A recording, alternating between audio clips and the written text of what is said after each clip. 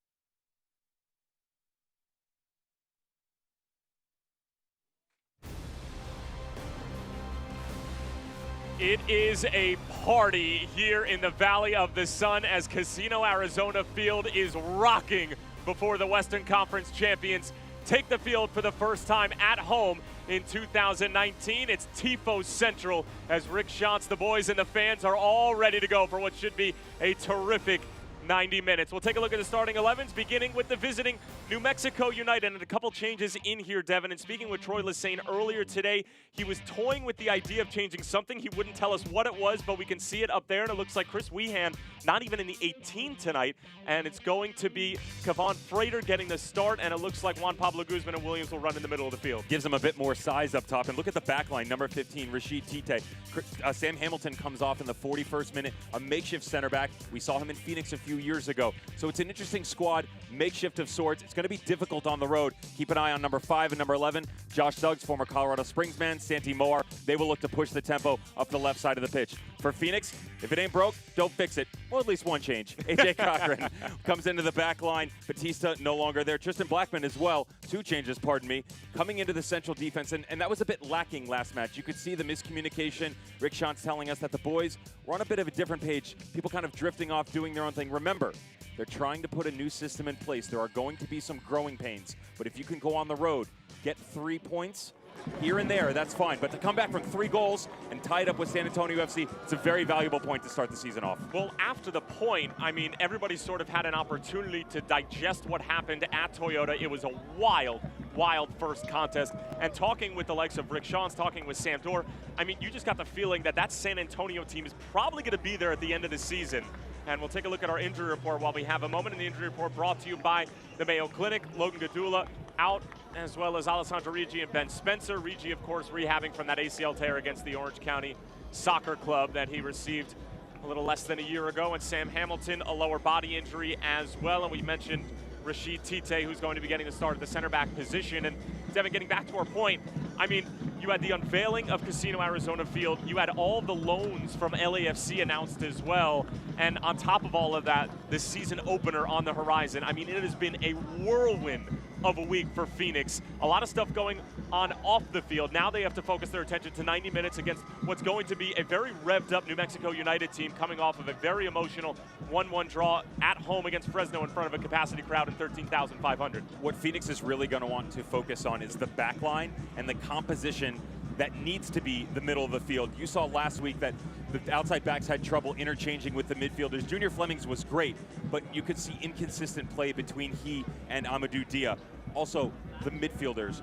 We were so used to last year seeing 2 holding midfielders. This year, Rick Schantz telling us they're pretty much going to play with 1 and 2 10s. So in the final third, that'll allow them to explore a bit more with the likes of Jose Aguinaga. Tonight, it's going to be Josh Perez, but Musa just had trouble getting all the pieces together.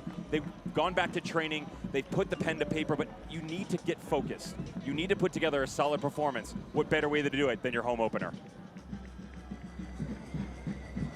And here's a look at our uniform report from Alsco, and Phoenix finally breaking out those extremely slick red and black kits that were unveiled about a month and a half ago at the Marquee, and they truly look like a good-looking squad. Well, hopefully that their play resembles the way that they're feeling themselves right now as far as their kit is concerned. Tristan Blackman, Amadou Dia looking to hold down the back line against what should be a relatively dangerous New Mexico United attack. They didn't exactly look all that cohesive in their first game, but you probably expect that from an expansion side in their first 90 minutes. Devin Sandoval, Kavan Frater, Ryan Williams, Santi Moar, David Estrada leading the attack charge for New Mexico. And I like the question that I posed of Troy Lesane, and I said, you know, did you feel that there was possibly a disconnection in your midfield, that Guzman was holding deep, Chris Ryan and Ryan Williams struggling to connect a little bit? He said no.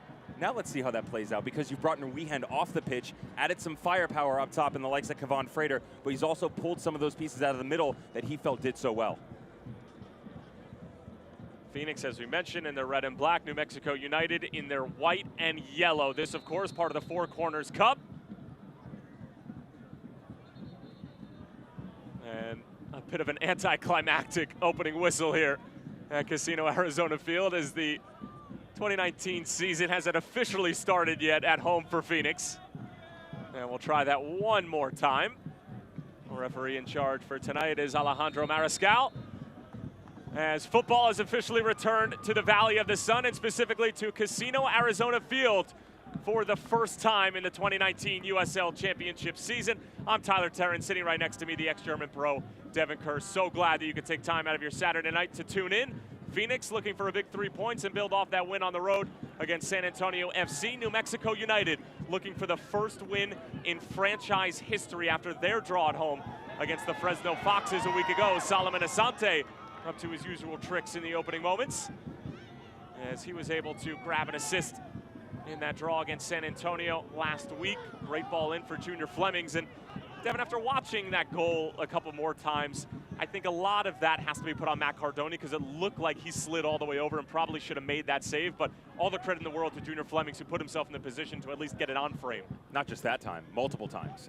He did such a good job on the left-hand side, and you know, Rick Schantz told us how proud he was, and he said, look, I wasn't surprised whatsoever, whether it was the strike or the bounce or the ball across the middle. I've seen that times 10 in training on a regular basis. So take what you saw out of his performance and then multiply it, and that's the capability that he brings to this squad.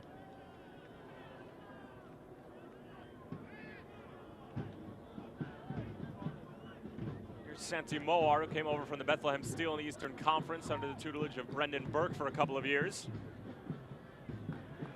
And Dumbuya clears it away.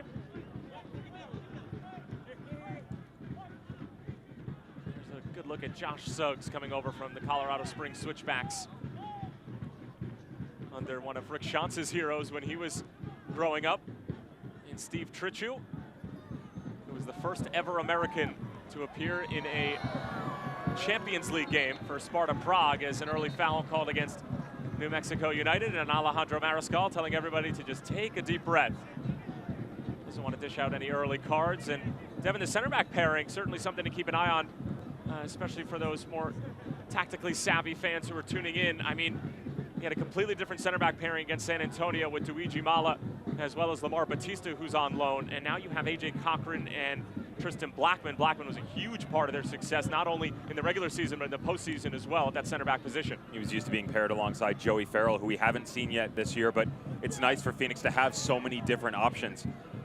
If you weren't with us last week, we talked about the talent that is on this team and how Luigi Mala was the one who had stepped up and really hasn't fulfilled everything yet. And that's why Rick Schantz gave him the nod. You know, not a bad outing, but everybody was kind of off on the defensive side of things. So in steps AJ Cochran, Tristan Blackman, the loanee, 8 appearances last year. And what you'll see out of Blackman, the most excellent at communication given his young age, and his distribution is almost second to none at any level. You watch him, great composure in the back, big frame and goes up and gets tackles, but has no problem spraying balls left and right. And of course, AJ Cochran coming over as well, and he does an excellent job. And I think he does a lot of things similar to Blackman, maybe not as athletic and as quick in terms of recovery speed, but just a savvy veteran at the back. And it's all about positioning for Cochran. Well, the biggest difference you'll see out of the two of them is Cochran, it's all about IQ. He reads the game very well, quick on his feet, but it's more anticipatory. Tristan Blackman's just an athlete. He'll go out and run you down. Speaking of running you down, here's Solomon Asante. Takes a spill, and the foul is going to be called against his former teammate and a fan favorite here at Phoenix during his brief tenure, Kevon Frater, who's now going to get a stern talking to, and I'm sure a number of the members of the Bandidos and Red Fury are having a good laugh with Kevon Frater getting some early disciplinary action. Entire Phoenix community, wow. Now it's a party. Tyler. Super Bowl? Did you pay the electric bill? No. I let my roommate do that.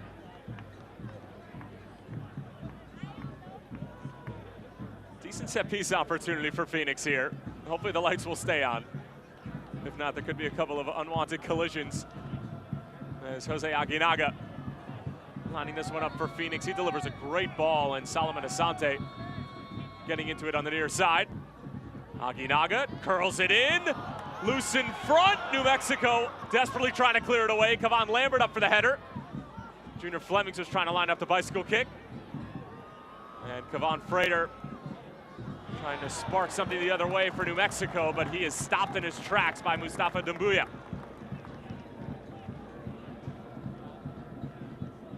And Dumbuya, I don't think he's going to be beaten in many foot races this year. I mean, we asked who the fastest person on the team was to Rick Schantz last year. Amadou Dia was somebody who popped up. Dumbuya, I would say, is going to give him a little bit more than a run for his money. Who are you taking in a 40-yard dash? Pete Ramage. Really? No. Now? No. Sorry, Rambo. I know better, buddy. Yeah, that'd be a fun one. I still think Dia has a quicker first step, but the high end might be Dumbuya. So 100-meter, you're giving the edge to Dumbuya. There you go. Here he is on the ball. He, of course, was at Crystal Palace at a similar time as Rambo. Of course, is an assistant coach with Phoenix now. Solomon Asante, a nice little underlapping run. Gets the cross away. Adam John fighting for it. Justin Schmidt in the mix as well. And a foul called against Adam John.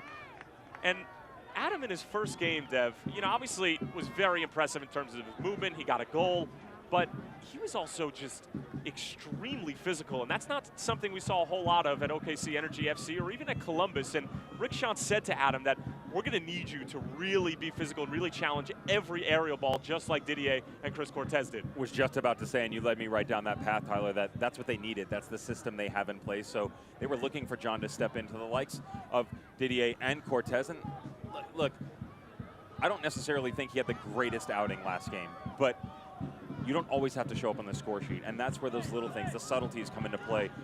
The shoulder shrug here, you knock someone off the ball there. Did a good job in hold-up play, but again, Phoenix was playing catch-up a lot. And Rick Schantz said that their style, they want to take it to teams a little bit more proactive rather than reactive. We've seen it early on. Mexico United, on the other hand, Santi Moar is a bit out of his element. He's used to be very offensive-minded. He's going to have some defensive duties against the likes of Solomon Asante and Mustafa Dabuya on the right side. To Devin's point, there were very few times where the Bethlehem Steel last year were pinned back and Santimaro was asked to defend as Kevon Lambert gets his delivery back, cuts it back to his left foot, trying to stand it up. But it's won by Rashid Tite. Settling it is Javier Perez on loan from LAFC. Another good ball in, but arrow too closely to Cody Mizell.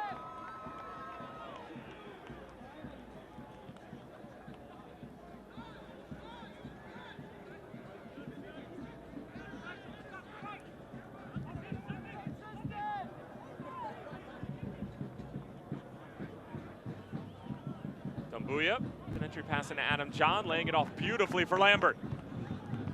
Great build-up play from Phoenix now. Touch along for Dia. Back post, Solo trying to bring it down.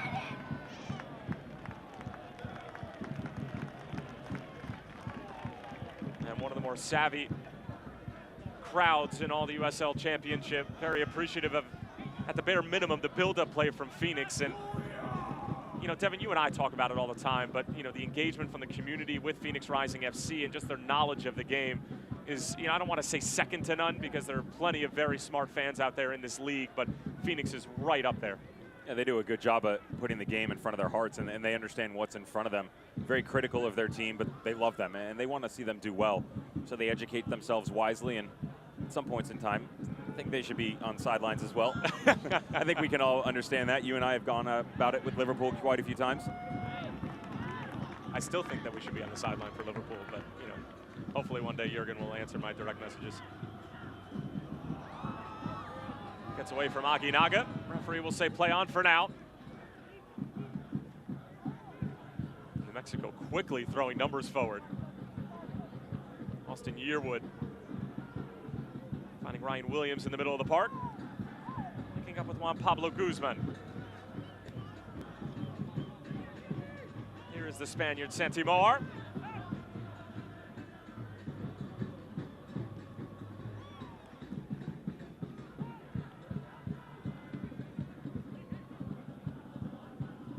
Here's Kevon Frater off a nice little move, finding Williams, but just out of his reach.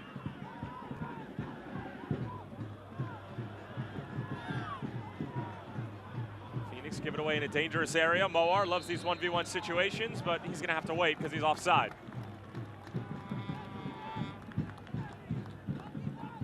Select is the official ball supplier of the USL Championship and many of the finest leagues in the world. Since 1947, Select has been the leader in soccer ball quality and innovation. For the latest Select products and special offers, please visit selectsportamerica.com.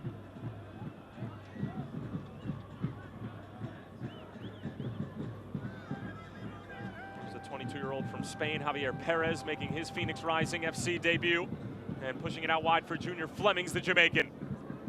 Linking up with his compatriot Kevon Lambert, but stood up by a good challenge from Juan Pablo Guzman. You can see Phoenix trying to hunt after the ball immediately following coughing up possession.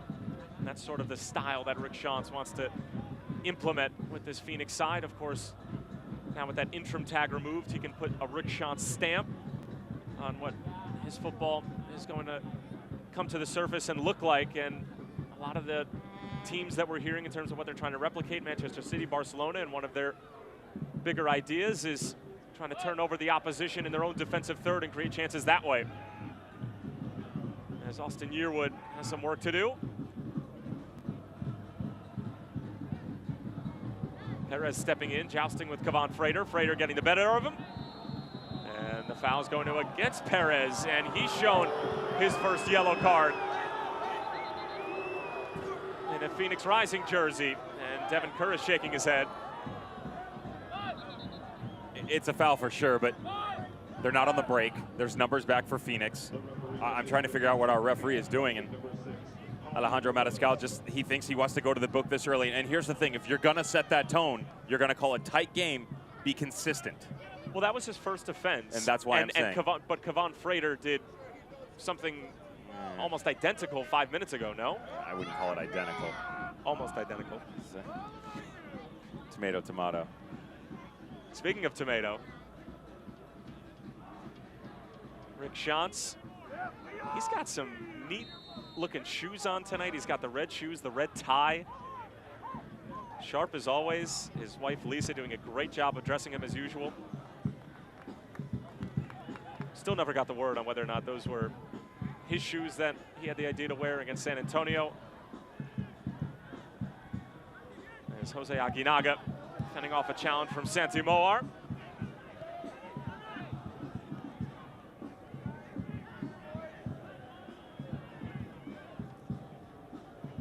John, not a bad idea to find Kevon Lambert. And with Javier Perez sitting in that holding spot, it allows Kevon Lambert to perhaps play the position that Patrice Carteron and even Rick Schantz fancy him in, and that's that number 8 position. And that's where the two-headed monster and the number 10s come into play. And not only are they allowing him to push up a bit further, but he and Aguinaga are actually interchanging left to right quite well. Keep an eye on New Mexico United. The look you're getting is a bit different from that last week, especially up top.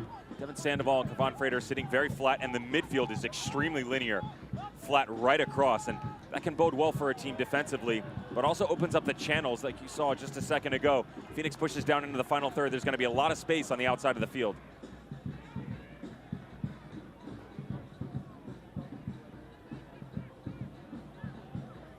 Thrown away by Phoenix. Frater finding Ryan Williams. 22-year-old probing. Santi Moar is asking for it. It finds Suggs, laying it off for Moar. Back for Williams, who hits it on the first time, and Waz makes his first save at home in 2019. Most dangerous move we've seen from New Mexico thus far. Visitors starting to gain a bit of momentum. Nice little layoff by Josh Suggs, and nice composure by Santi Moar. Could have had a crack, but he saw the tackle coming, just allowed to lay it off, and Ryan Williams steps in. Moar, after the turnover, couldn't quite make Phoenix pay for it. Good recovery from Phoenix Rising. Javier Perez, a hand of apology, and here comes Dumbuya on the other end.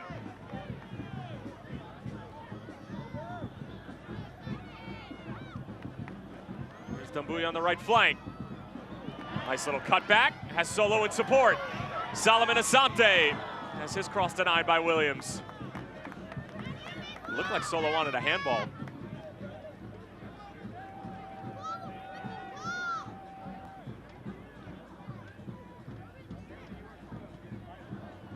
Solo's early cross is stopped before it could reach the legs of Adam John and Junior Flemings. And John committing a foul on Kevon Frater. Smart play by Kevon Frater, though. Just lets the ball drift in front of himself. Saw the progression by Adam John and goes to ground. It gives his team a chance to regroup and go the other direction. Adam John gets to introduce himself to our referee. And there's a look at Troy Lesane, who was tasked with the job of taking over an expansion side, and that was one of the most attractive things to him. It was a clean slate. He was able to put his stamp on it from the very beginning, and he served a number of years under Mike Jeffries at the Charlotte Independence, and everybody has had nothing but exceptional things to say about Troy Lesane. And like Rick Schantz, one of the biggest things when he was acquiring his roster was just simply bringing in good people and letting the football come after that. And obviously, Troy has done a good job thus far getting a point in their first game, as Ryan Williams looked like it came off of his hand. Dangerous play for New Mexico now. Santi Moar going for the curler. Moar! Oh, that's sensational from the Spaniard. And New Mexico United in the home opener for Phoenix take a 1-0 lead through the former Bethlehem Steel man, Santi Moar.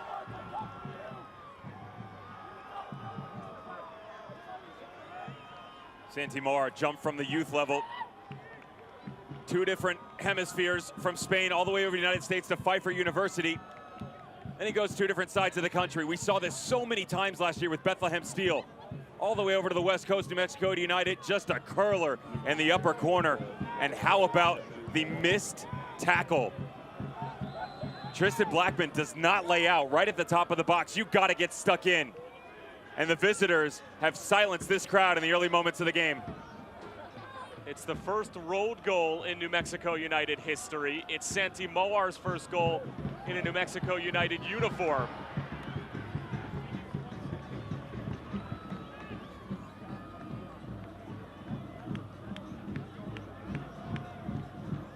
Sanderson Ford is your best play on a new Ford truck right now during Truck Month. They have over 600 trucks in stock with prices starting at $27,900. The best play is at Sanderson Ford, and right now the best play of the game has come from Santi Moar, who was one of the finalists for Rookie of the Year. I mean, he had bags of goals with Bethlehem. He did so many good things for them coming over from Pfeiffer University, and we asked Troy Lesane about the college game and where he thinks it stands, and Santi Moar is one of the players that he pointed at, saying that the college game does work. Moar really enjoying his time with New Mexico. Only about 107 minutes into his tenure with this brand new club, but as Devin mentioned, we saw him do that so many times with Bethlehem. He loves that curling effort. Was barely moved on that. There are a multitude of things that went wrong on that play. People were still griping over the handball. You got to move on, especially when it's that deep in your end. Give one quick argument to the referee, get back to the work, and then when the ball just cycled back around, time stood still. Was just let it drift into the back post. Not blaming, he could have been blocked, by the way. We couldn't see his angle, so his vision could have been off, but there's no tackle by Blackman. Solomon Asante stops a little bit while he tracks back, but credit to the visitors. They brought it right back out, didn't let it hinder their play, picked out the far corner. 1-0. Phoenix fans at home maybe a little bit worried that the defensive miscues that hindered them on the road at San Antonio have sort of carried over here into the second game of the season as Junior Flemings goes down, and he looks to be in some pain.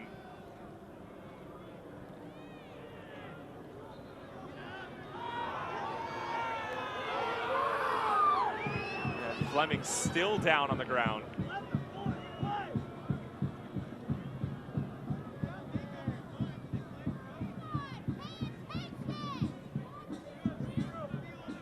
Flemings trying to walk it off after his goal and assist performance against San Antonio last week. Of course, spent a couple of years with New York Red Bulls too, and then the Tampa Bay Rowdies more recently. One of their big off-season signings, Phoenix.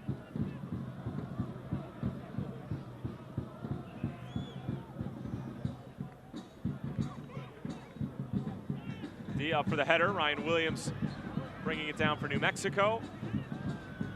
And now the handball is called. Captain Solo gets it away from Dabuya.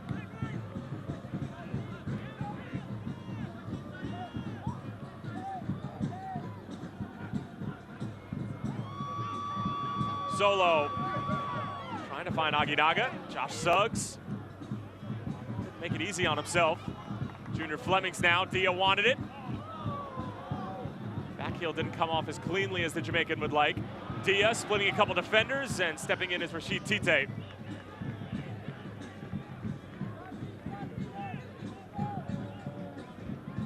Again, the attacking piece for Phoenix is certainly there. All sorts of space and creativity in the final third, but the defending again, Devin, seems to be a question mark.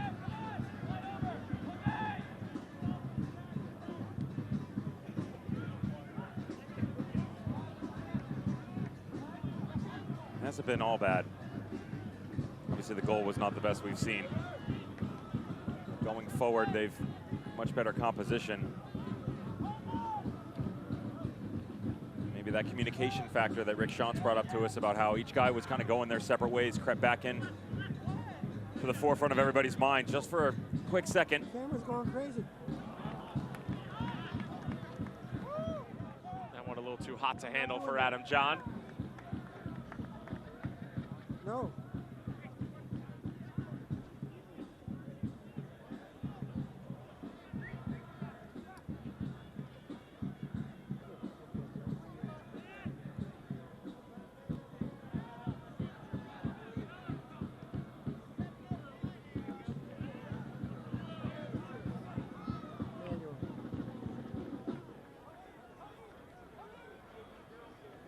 Fans, follow Phoenix Rising and the rest of the USL Championship all season long on ESPN Plus, home to the USL, MLS, UFC, and more. Join the over 2 million sports fans who have already discovered ESPN Plus and watch the championship live every week. Sign up today at espnplus.com.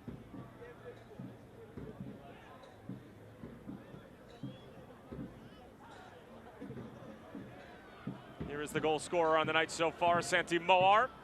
1v1 with Dumbuya. Williams around the bend.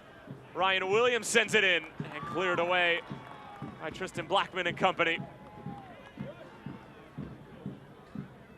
Here's Austin Yearwood.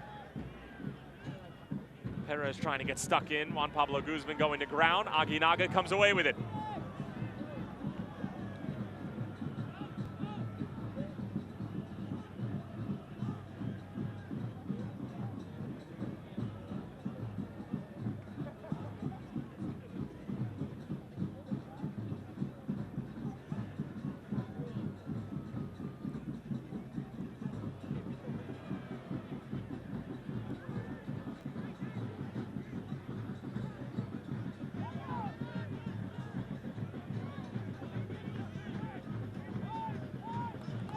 Intended for Suggs, and Blackman can just see it out. Avoiding Suggs and just thumping it the other way. Not handled cleanly by Yearwood by any stretch of the imagination. Junior Fleming's giving him a problem. And it's good defensive work from Flemings. And that was another thing that Rick Schantz said about Junior, is that his work rate is off the charts. Just keeps going and going and going. But the press that Rick Schantz has talked to us about, we saw Aguinaga follow suit. Junior Flemings continues to push the tempo, but nobody else had followed. There was a 20 to 25 yard gap, and if you're gonna employ it, everybody's gotta be on the same page. Good ball from John Aguinaga. Great ball for Lambert, saved by Mizell. They did everything right. They made the extra pass, but Cody Mizell coming up with a huge save on Phoenix's best chance of the night.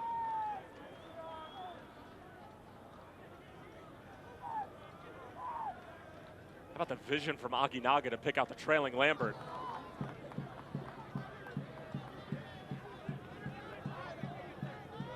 Solo, foul, then a free kick for Phoenix. Great job by Aguinaga, and how funny it is in the past we've brought up the conversations between Lambert and Rick Schantz, how he wants him to place it. So many times before, you've seen Lambert sail one over the bar or put a lot of power behind it. Not the time to do it here. He does place it, but a great save by Cody Mizell. And David Estrada, the veteran, is going to receive a yellow card. 31-year-old from Morelia, Mexico.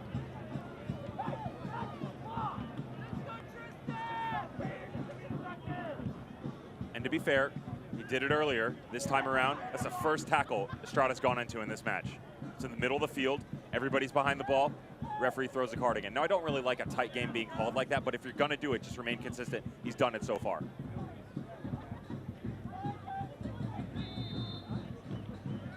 Estrada coming over from Seattle Sounders 2 last year. Of course, now the Tacoma Defiance. Dumbuya.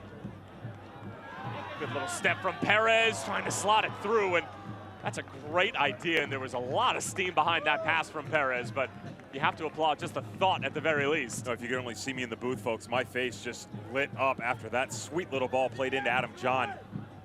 And Adam John had turned his shoulder. I thought he was going to hit it as well because he brought it across his body and then just had the vision to see that tiny window that opened up for him. Great ball in.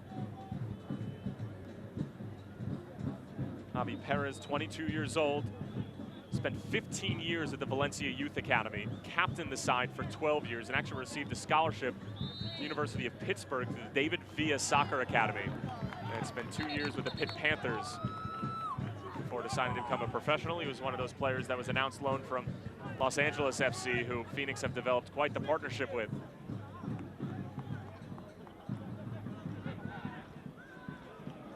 Lambert trying to find Aguinaga. Rick Schantz wanting to go quickly. Lambert with good hold-up play. Dumbuya was barking for an option. This camera needs to go in the shop.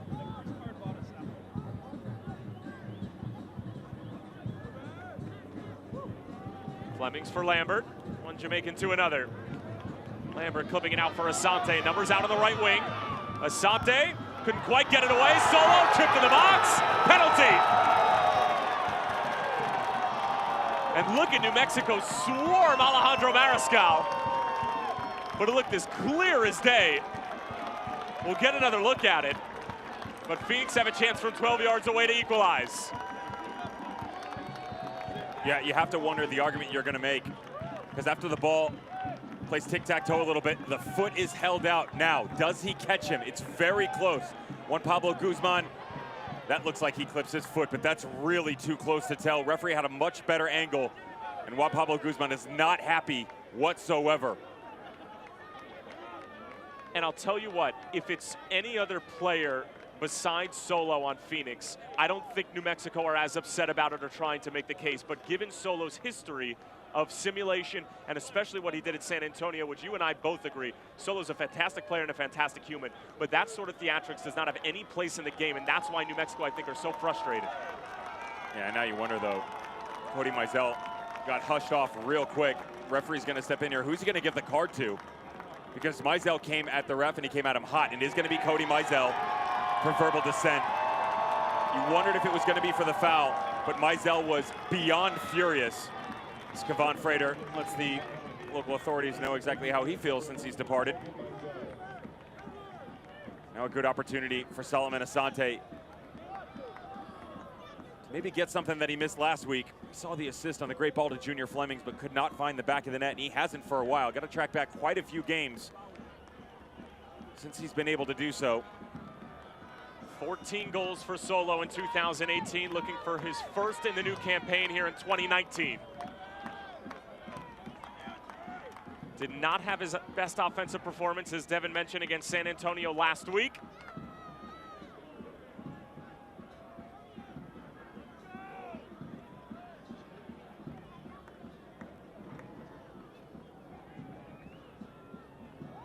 Alejandro Mariscal just making sure everybody's staying out of the area.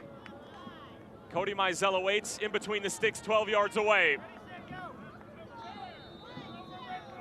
Solomon Asante buries it.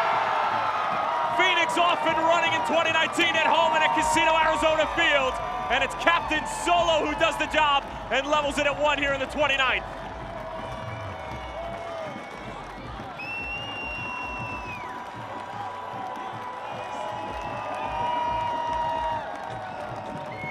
There he is, your captain, Phoenix Rising. Controversial call. Referee points to the spot. Cool as a cucumber. Look at him step up. Eyes Mizell down the whole way. Sends him to his right and just tucks it away very cleanly. Puts this ball to bed. He gets them even. They've got the momentum, and you better believe Solomon Asante wants to get his boys going. You have to say it, that penalty is a little Didier-esque. I mean, that's a similar approach that Didier Drogba has. He never hits it with a ton of pace, but he is always looking at where the goalkeeper's leaning and then going the other way. You learn from the best. And Rick Sean told us Didier would stay out there for hours on end, hitting one after another, never back-to-back in the same place.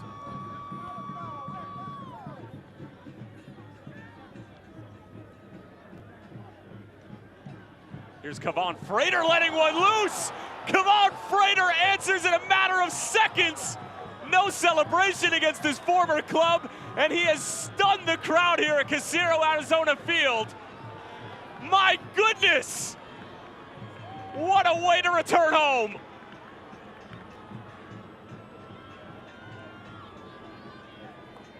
The traitor train has left the building. Well, the man who was only able to find the net 3 times last year in 22 appearances for Phoenix Rising has done it in just his second outing for his new club. This is a fantastic strike, and I'll tell you what, you take a look back at their first 3 goals, Sandoval, Santi Moar, and now Kevon Frater, they are rockets.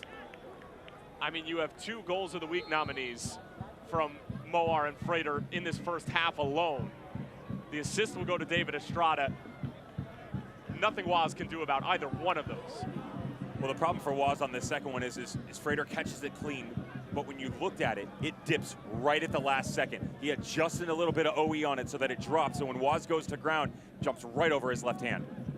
And thanks to our friends at Jackson's Car Wash, you get a free car wash with every Phoenix Rising ticket. Visit phxrisingfc.com/Jacksons for more information.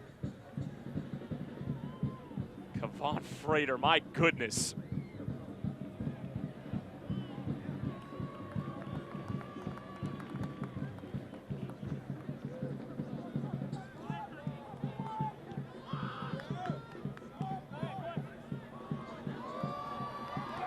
Dambuya in for John, tripped up, and it's Tite. I'm sure there are plenty of Phoenix Rising fans who are saying, where was that when you were in the red and black? And now a card issued to Santi Moar as the mustard is flying here at Casino Arizona Field in the opening 32 minutes or so. Alejandro Mariscal saying 1, 2, 3 times to Santi Moar. He doesn't agree with him. Santi Moar just continuing to chipper away at this referee, and that's a no-no. And here's, as a player, we have to understand, he set the precedent. You got to pull back the reins a little bit. He's going to do what he's going to do, so you're walking a very fine line. You should know better than that. And the word down on the field is unsporting behavior. Failure to respect the distance. They've changed of the free kick. They've changed the verbiage since I played. It used to be ungentlemanly conduct. I like that better. Yeah. That has a better ring to it. And that fits you more than anything. Because I am a gentleman. No, ungentlemanly conduct. But I am a gentleman. Up for debate. Asante carried away, and Phoenix get it. Mizell made a mess of it. Hold on a second. Alejandro Mariscal's going to have a conversation with the assistant referee. Devin, what do we got? Well, the referee has to be very careful here because the linesman has brandished his flag saying that it's offside. But if it's on the first one, is that where it's from? He doesn't want anybody coming back. Going to have Puts a chat. down the magic spray for a barrier. Yeah. He's going to have a chat with his assistant. He's saying that it was on the initial ball. It can't be on the second one because the ball's coming out on the deflection. You've got 2 defenders back and everybody's lined up. No goal. Wow. Coming out the other way. We'll try to get a good look at it.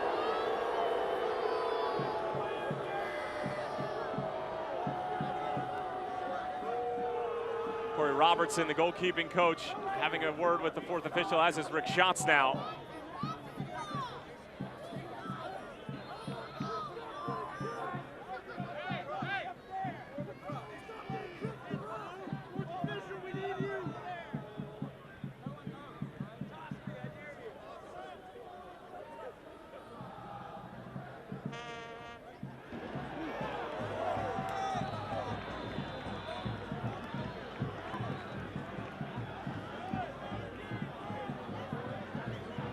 And now an altercation after a New Mexico United player went flying into the stanchions, and now Adam John receiving a yellow card.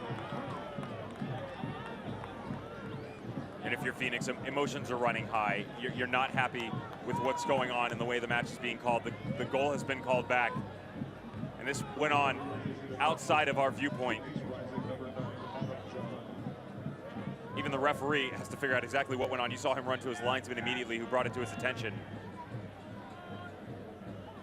Cooler heads need to prevail in this situation. It's time to settle things down. Use that negative emotion, start channeling it in the other direction. You can say whatever you want. You know how the referee's going to behave. You're going to get a much better look. Thinks it's out. That's really close. I mean, Close to what? you think that's a yellow? No. No, that's what I'm saying. I don't know how. If the stanchions aren't there, if that's just empty space behind there, I don't think anybody's coming to... No, he's giving him the yellow because John went studs up. But they both were studs up on the ball. No, 100%, but... So he's not doing it because of the after fact and he pushed him over. Well, it just makes it look a little bit worse, and I can understand. And to your point about the emotions, you mentioned the precedent that's been set, but I think it's the precedent that seems to be the most frustrating thing that the players are dealing with right now. Agreed.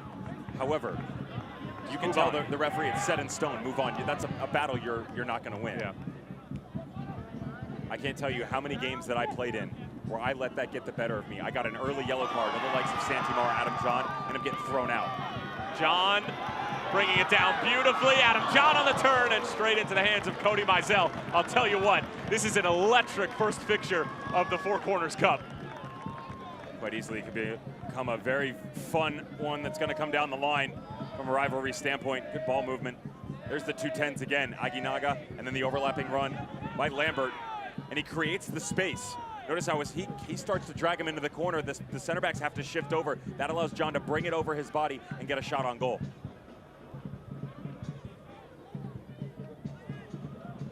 So the defending Western Conference champions against expansion side New Mexico United, down 2-1 after a curling, beautiful effort from Santi Moar and a knuckleballing laser from one of their former men in Kavan Frater. Solomon Asante had a penalty about 30 seconds that he was able to convert before Kavan Frater's goal, as Solo is a one-man pressure breaker.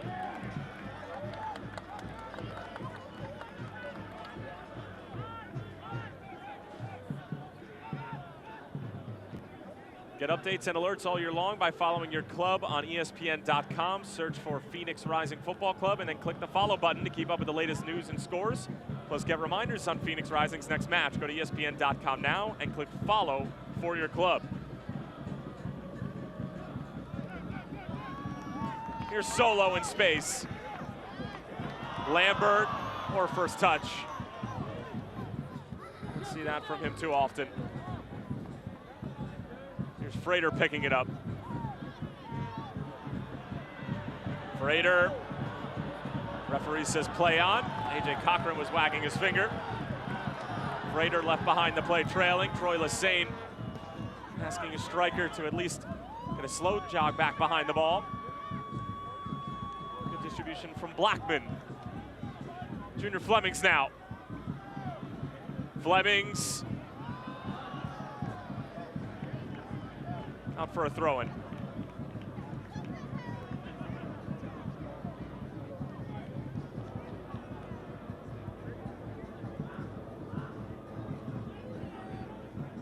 A wild first half here. The first ever game under the name Casino Arizona Field here in the Valley of the Sun. Tyler Terrence along with Devin Kerr, 3 points up for grabs in the Western Conference. Both sides coming off of a draw in week number 1. New Mexico United enjoying every moment in their first road game here at Casino Arizona Field, as Solo is now going to get a talking to. And it looks like it's going to be a card for Solomon Asante.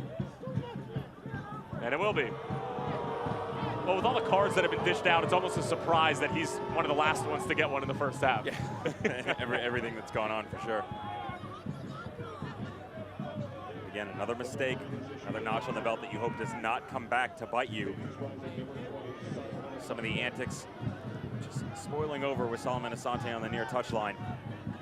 Like it or not, it's the same thing, you know. 6 yellow cards in the first half, 3 for each team. 6. In what I don't even think has been all that physical of a match, we've seen way worse in the USL Championship.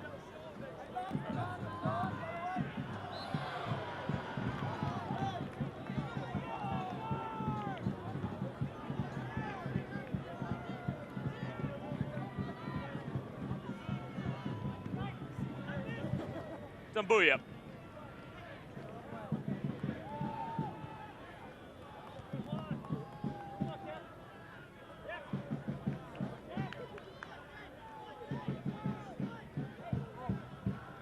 It looked like Dumbuya and Kavan Frater banged knees just a few moments ago, and now Alejandro Mariscal is going to bring play to a halt for just a moment.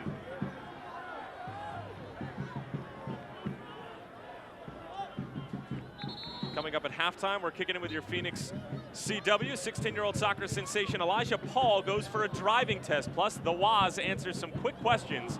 It's all coming up at halftime. Took Elijah a few tries on that 3-point turn, huh? Didn't break the egg, though. Did not break the egg. 9-point turn, but it's Get it. It's good math on your end. 3 times 3 times 3. Appreciate that. Thank Something you. like that. Oh, 3 and 3, 6 yellow cards. Well done. Sure. Here's Solo. Straight up Mizell.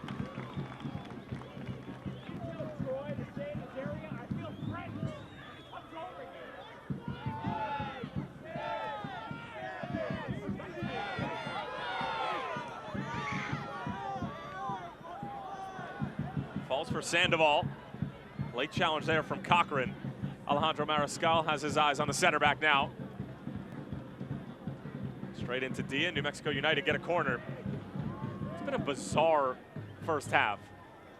I think that's putting it mildly. Yeah, it's an interesting way to put it. And the biggest thing that you're going to take out of this is forget the goals, forget everything else. There's no rhythm to the game. When you get a referee that calls it this strict, now I've lobbied for him that he's calling it strict, follow the rules. That doesn't make it right. But he gives you a template for what he's going to do. So you got to cut out the talk back. You can't stand in front of the ball. You can't do any theatrics because he's going to card you for it. He's proven it on both sides of the ball. He's done it to both teams. But it's got to play. But you just go out and play. But it's frustrating because everything is so touch and go. Even with the stoppage of goals and then the referee, you haven't had 5 minutes of run of play in a while. Suggs bends one in. One by Adam John. And look at this, a battle of a new signing and an old friend. Kevon Frater and Adam John. Frater goes down. Complete flop. Here's Solo on the other end. Solomon Asante trying to get the cross away. Knocks it off of Justin Schmidt. And a corner for Phoenix.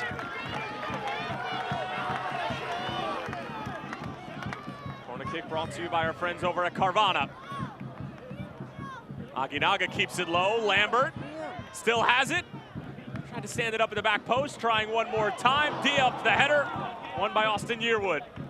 Scrambling to try to keep it in play. Able to do so.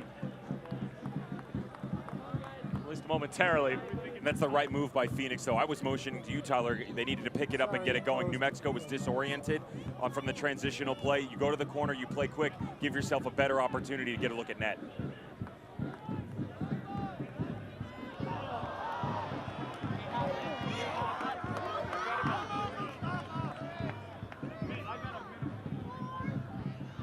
Miscue there from Mustafa Dambuya.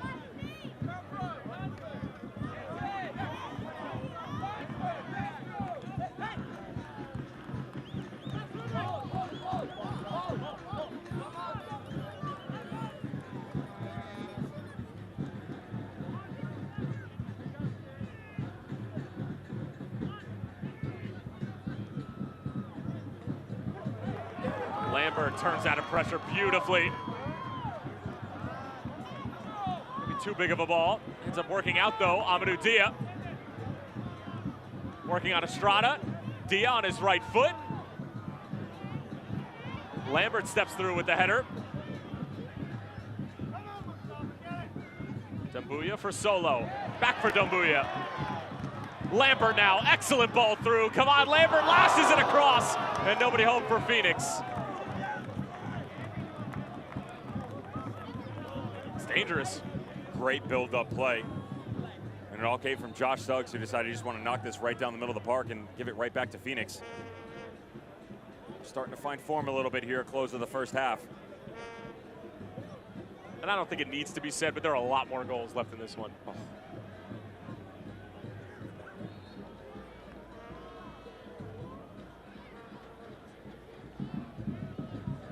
Aguinaga stepping in. Boy, would it be nice if Phoenix could grab one before the half, and I'm sure Troy Lesane would love to get to the break. Up 2-1 on the road against the defending Western Conference champions.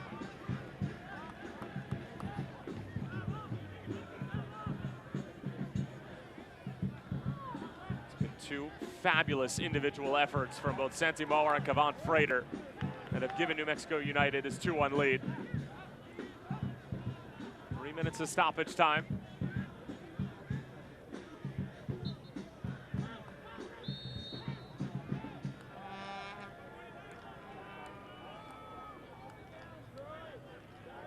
Mawar.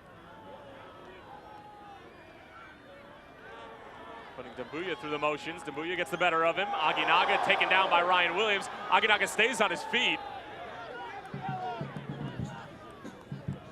Now Phoenix will restart with Solo. Off the back heel of Kevon Lambert. Sandoval.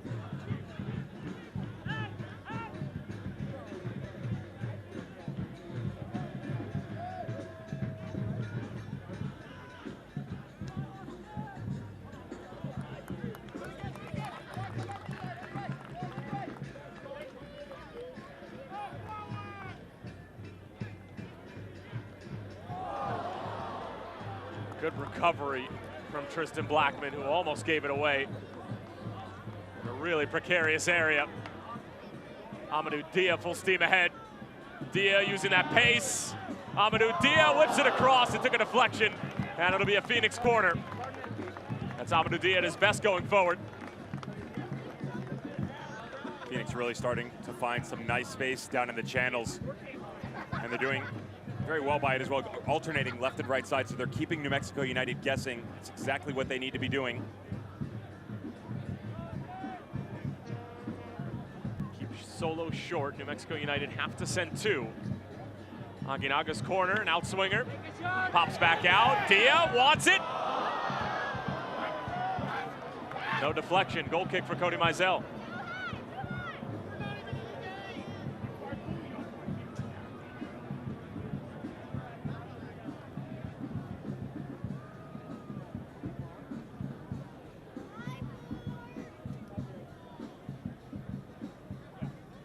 Stick around for halftime as your Phoenix CW crew in the studio will have all sorts of great behind-the-scenes action from this Phoenix Rising Football Club, as a score that'll turn some heads in the Western Conference at halftime. New Mexico United Expansion Club only 135 minutes into their existence with a 2-1 lead against the defending Western Conference champions. Devin Kerr, your thoughts on it all? Well, the one thing we haven't talked about is that these two faced each other recently in a preseason match, and the scoreline was 2-1 Phoenix Rising. Apparently they were the ones who had the better run of play, more opportunities. That's not the case so far. Now Phoenix has grown into this game, but the visitors have to be proud at how they're sitting right now. An unbelievable first half of the first ever Four Corners Cup fixture between Phoenix Rising and New Mexico United. Two outstanding goals from Moar and Freighter. Asante with the penalty, 2-1 at the half.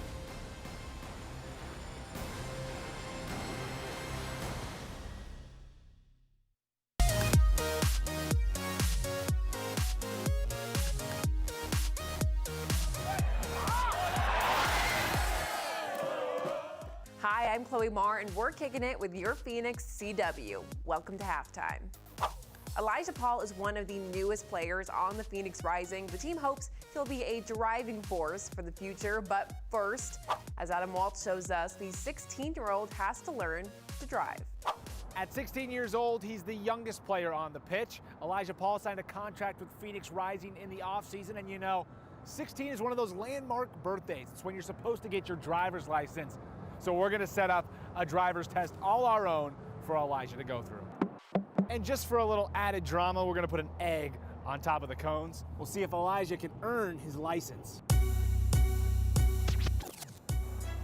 We're gonna see how good of a driver you are. Let's hit the road. Should I be nervous? Maybe. Oh, there's a person back there. Yeah, don't worry. What's great about playing for the team? What do you like about it so far? I just like being able to practice every day, honestly, and just playing with just better competition. I'm gonna give you a little test. See if you remember anything. What is the speed limit approaching a school crosswalk? School crosswalk. Honestly, it's 15 miles an hour, yeah? Yeah, very nice. You are approaching an intersection and the traffic light has just turned yellow. Do you slow down and proceed with caution, stop and wait for the light to change to green? Well, it just matters if I'm gonna make it or not. So we got a little 3-point turn for you that we created. Oh man, this is tight. Ooh, where's that curve? I was at a bad angle because you made that first turn so tight. Turn off to the side. That's definitely it, yeah. Hey, one more. You know how to turn? Nah, maybe I'm not decent. Yes, sir. There it is. Nice job, man. Your first parallel part. You passed our driving exam. Now, get back to practice. I'll Yes, see you sir. Later.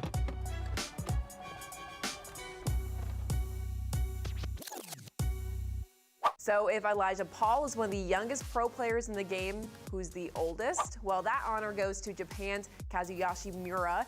He just celebrated his 52nd birthday and is in his 34th season as a professional soccer player.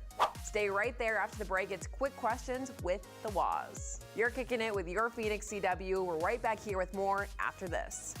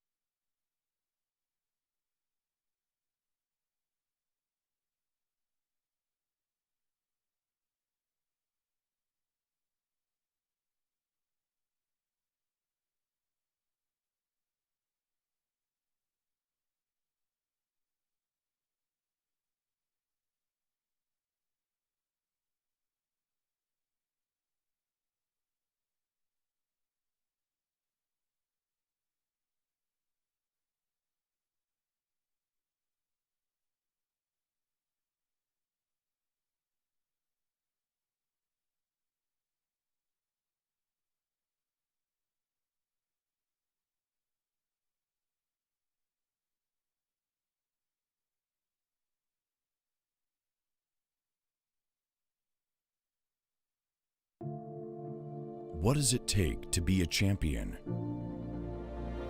Skill, strength, vision, an unrelenting desire to prove your worth week in, week out.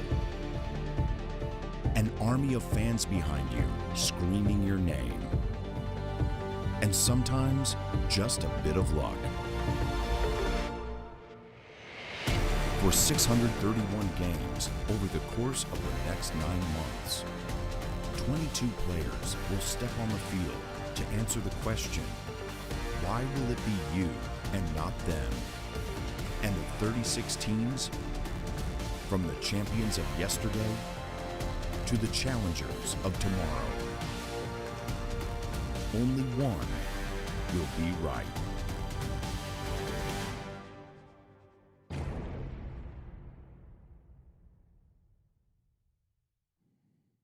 To soccer fans across the United States, we want to say thank you for helping to create the most impressive, well-attended USL opening weekend in our history.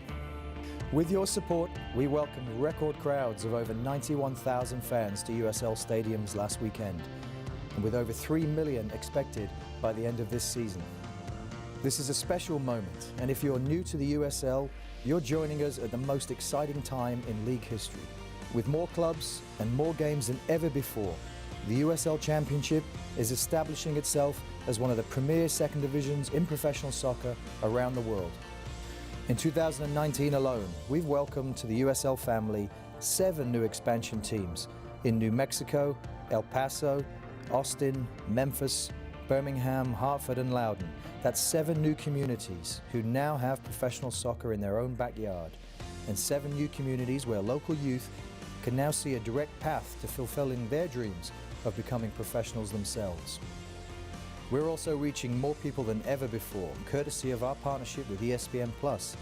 Every single USL Championship game available online, and another 8 now shown on national television. More fans than ever before now can watch USL soccer from the comfort of their own home. So thank you, soccer fans. Thank you for joining us for what will be the biggest season in USL history. Well, we hope you had a chance to catch your breath, grab a snack, grab a beverage. Halftime here at Casino Arizona Field. Phoenix Rising FC, defending Western Conference champs, down 2-0 to debutants of 2019, and in their young career, New Mexico United expansion side. 2 great goals from Santi Moar. And Kavan Frater, of all people, returning home to Phoenix Rising FC, who he spent 2018 with. And we'll take a look at some news and notes from around the USL, as Jake Edwards put it. I mean, just an unbelievable first week. I mean, New Mexico United led the way with a capacity crowd at Isotopes Park. More than 13,000 attending that game. USL unveils Academy Landscape, which should be a terrific project, and something that we're definitely going to keep our eye on for the next few months and years to come. Shane Malcolm leading the Golden Boot race. He was pretty. I liked it. I tried to ride that train tonight, but Simon Elliott and Sacramento Republic went in to Colorado Springs about 6,000 feet above sea level. Cami Wassa from the spot. They grounded out. Tell you what, those guys find a way to win on the road, don't they? Well, let's take a look around the USL and our scoreboard. St. Louis FC get it done against Nashville. So Nashville 1-1 on the season. St. Louis FC 6 points. Fresno 2-0 win over Rio. And I think a lot of Western Conference fans are shocked by a couple of different halftime and 70-minute results with Orange County and Tulsa. And of course, this game, Portland Timbers 3-1 over San Antonio. I think OKC over Las Vegas, some people might have predicted, and Los Dos over Tacoma. We'll step aside again, and when we come back, second half.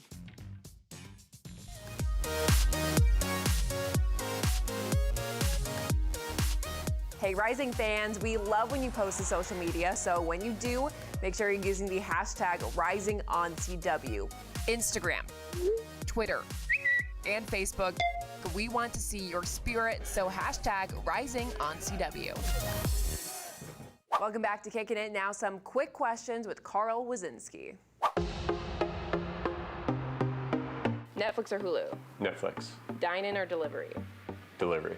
Uber or Lyft? Uber. Ronaldo or Messi? Messi. iPhone or Android? Android. Phone call or text? Text.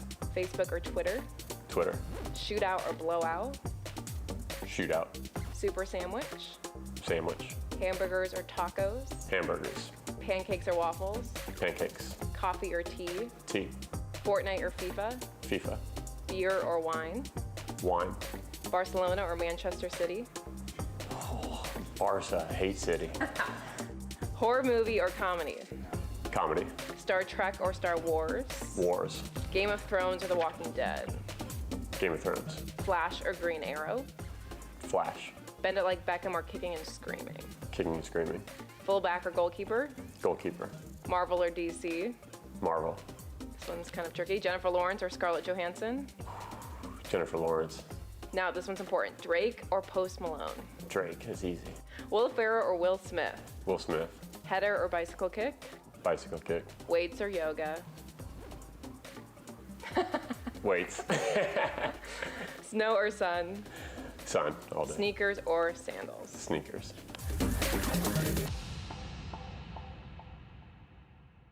For digital extras and more with the team, be sure to check out yourphx.com/Phoenix Rising.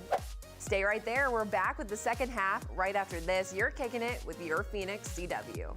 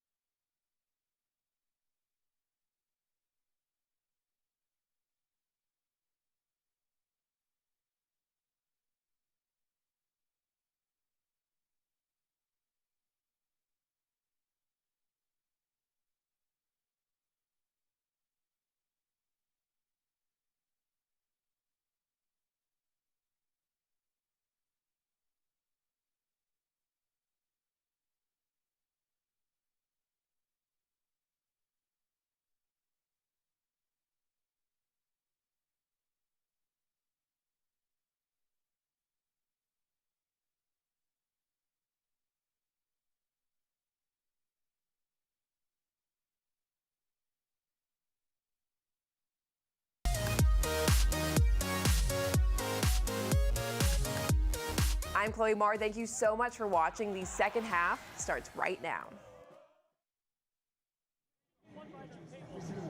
Thank you, Chloe. Almost set for the second half here at Casino Arizona Field. And this time last week, Devin, Phoenix were level 2-2. They find themselves down 2-1 at home.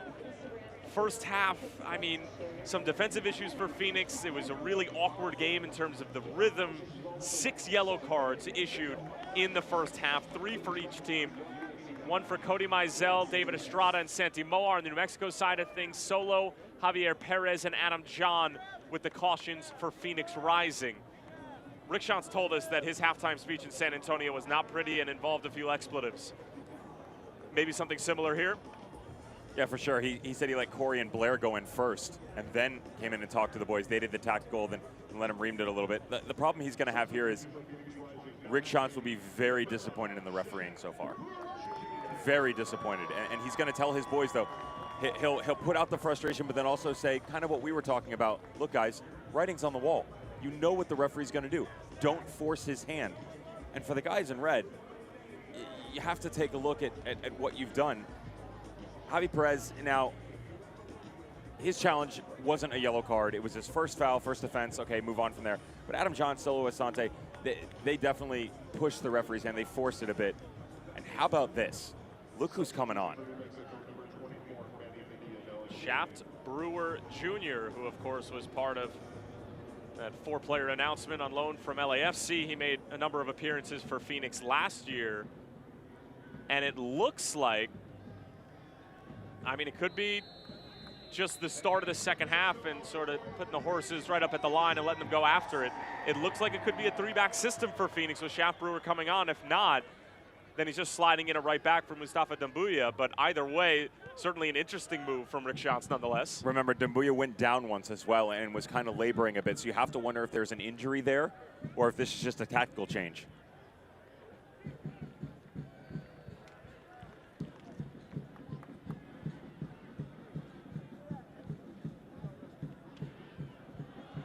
Good opportunity here. Flemings, was he taken down in the box? Penalty!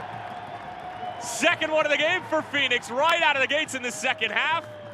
Alejandro Mariscal says, yep, grabbing on his jersey. And Phoenix again have a chance to equalize from the penalty spot.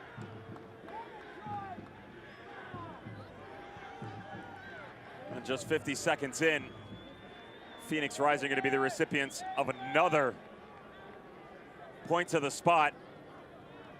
As Mariscal tends to the matters on the sideline. Shaft Brewer Jr. immediately getting involved. Nice ball in. Not a bad little flick on from John. I tell you, that's a bit light. And that's putting it politely. He has been very consistently strict. And that is the weakest foul that we've seen so far. And it's Manny Padilla who's committing the foul. His first involvement of the game since coming on as a sub, and he commits the penalty. And replacing Austin Yearwood, and that sub along with the Shaft Brewer sub brought to you by Jimmy John's. Deja vu all over again. Solo from the penalty spot to equalize.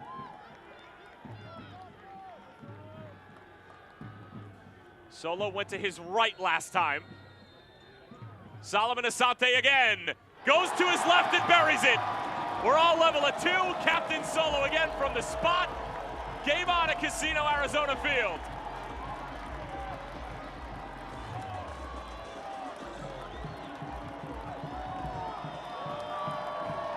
Now once again, Solomon Asante just stepping up, trying to steer this club in the right direction. Throughout all the variables that have come into play, unfortunately, recipients of a questionable call to say the least. Cody Mizell playing the mind games, thinking Solomon Asante might go the same direction. But as we said before, Solo learned from the greatest, Didier Drogba. Sends him one way one time, the other direction this time. Phoenix notch it up. Something about opening night at home for Solomon Asante. Of course, started out the 2018 season with that incredible goal against Oklahoma City Energy FC that found its way to SportsCenter top 10.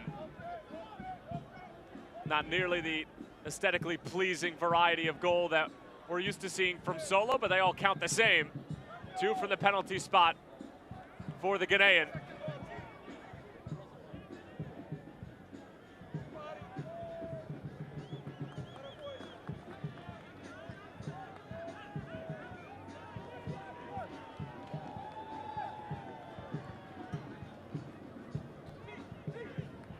Couldn't have drawn it up any better if you're Rick Shans.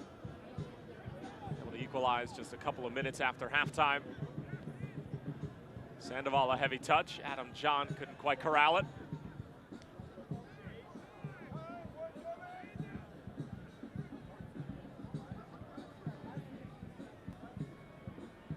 Solo dancing. Javier Perez, thoughts on his performance in the first half? Not too bad. I'd like to see him more involved in the run of play, especially the build-up coming out of the back. I like what he's done defensively. He's linked up pretty well. That is laid by Kevon Frater. And if everybody else has ended up in the book, that's malicious right there. And he committed that first one in the opening 10 minutes.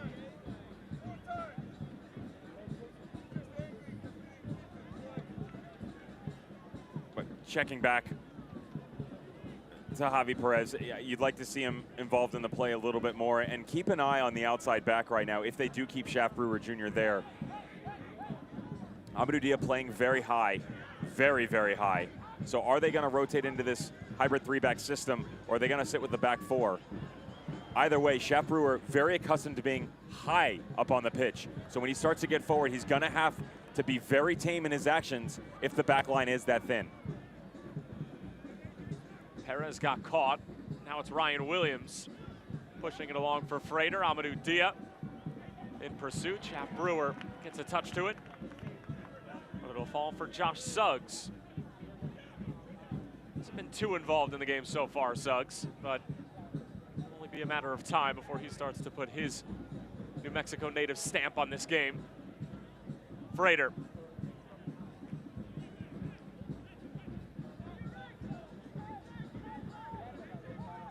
Tite. Great ball the other way. Santi Moar working on Brewer.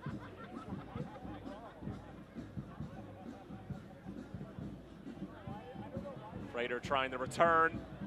Aguinaga goes to ground. Here's Moar again, saved by Waz.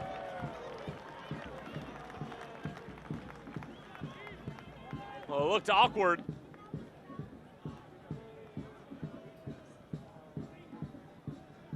Santi Moar a bit more authoritative with this strike, as opposed to his goal where he just sort of stroked it into the upper right-hand corner in the first half. The Spaniard is something special, isn't he? Similar to what we saw in the first half. Precision the first time around, and second he goes for power. Waz had it covered on the near post. Solo gets caught, Moar wins it back.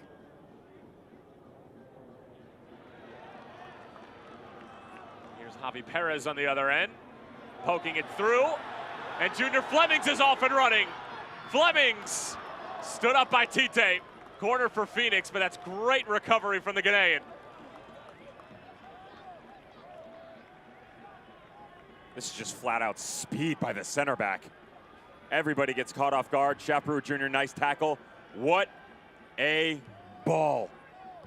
I mean, that is just filth of how good this thing is. Out in front of Flemings, notched in between the defender, a little bit of backspin on it. That is beyond difficult to do. You say pace from Tite. He's keeping up with somebody who's not too slow either. That's what I'm Flemings. saying. And he was gaining on him out in front. Gets all the way through. Dia, he's gonna have it. Back out, Perez.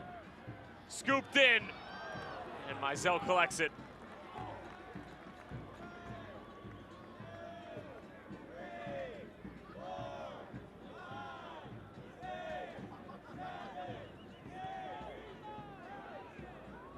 The local supporters groups letting Cody Mizell know that, although not necessarily enforced, the 7-second rule, still one of everybody's favorites. The counts on those are so quick. What was better, the 7-second rule or the 4-step rule for goalkeepers once they collected the ball in possession? I like the 4-step. Oh my goodness. It's all deadly.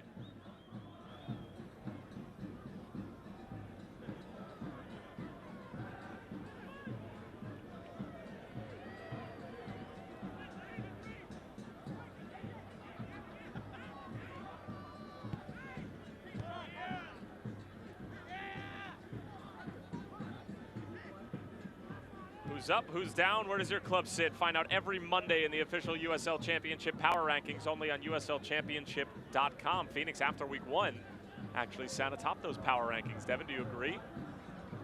It's too early to tell, isn't it? I mean, one game in. We got to have them, right? You definitely have to have them. Look, 5 teams in the top 10 either tied or lost. Parity, baby. Yeah. Parity makes the USL Championship go round and round. Yeah.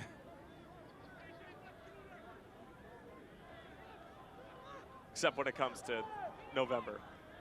And there's only one team in purple that seems to have an idea on how to figure out to win a USL Cup over the past couple of years. Red Bull too.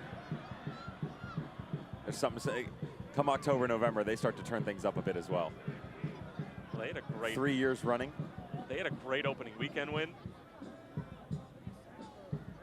against Swope Park Rangers, who have floated on over to the Eastern Conference. Speaking of floating, Shaft Brewer, excellent skill. Aginaga now, maybe one too many for John.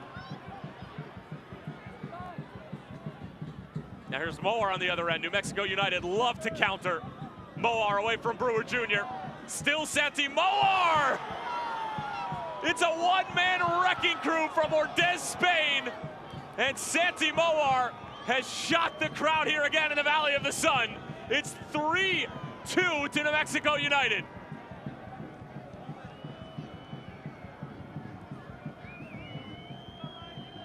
Everything transitionally on the defensive side of things was wrong for Phoenix Rising. Javier Perez caught out. Shaft Brewer makes a great run, but nobody tracks back on the right-hand side. Solomon Asante, you got to step in. You see him come in at the end. But at the end of the day, you have to say, Santi Moar, what you eat for breakfast, my friend? Great run, just dissects the middle of the defense, tucks it away in the bottom corner. Not much Carl Wazinski can do about that one. Santi Moar gets his brace, and once again, it's silent here in the desert. 5 goals in less than 56 minutes in the first ever fixture of the Four Corners Cup and the first road game for New Mexico United.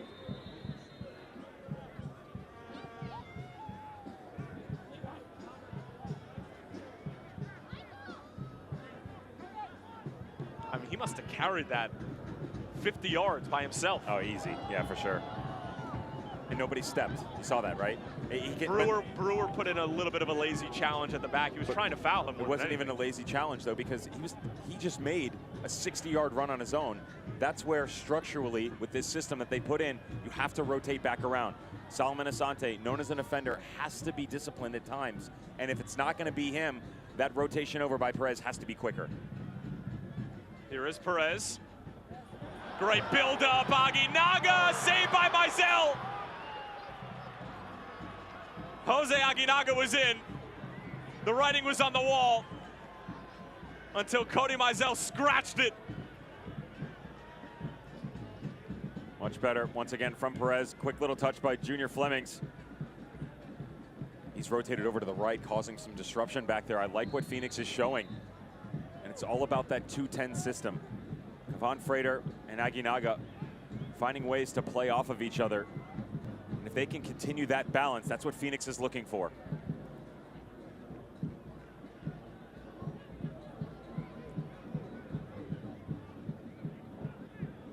We're being told attendance for tonight, a little bit north of 6,600 for the first ever game at Casino Arizona Field.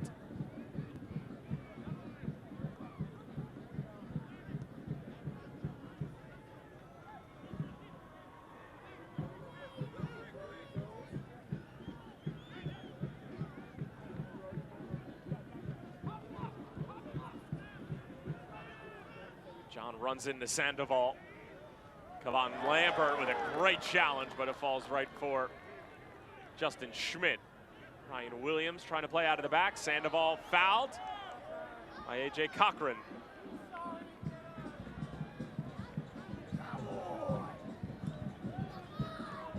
Not a bad move from A.J. Cochran, to be honest, the way play was running. It was an opportunity for New Mexico United to kind of push a little bit, keep going the other direction. There's Devin Sandoval on the defensive side. He's not afraid to come back and help out. He's dropped very deep at times. He's got a work rate. Troy Lassane said that Yeah, he's always sort of had that big body, and he's always thrown his weight around.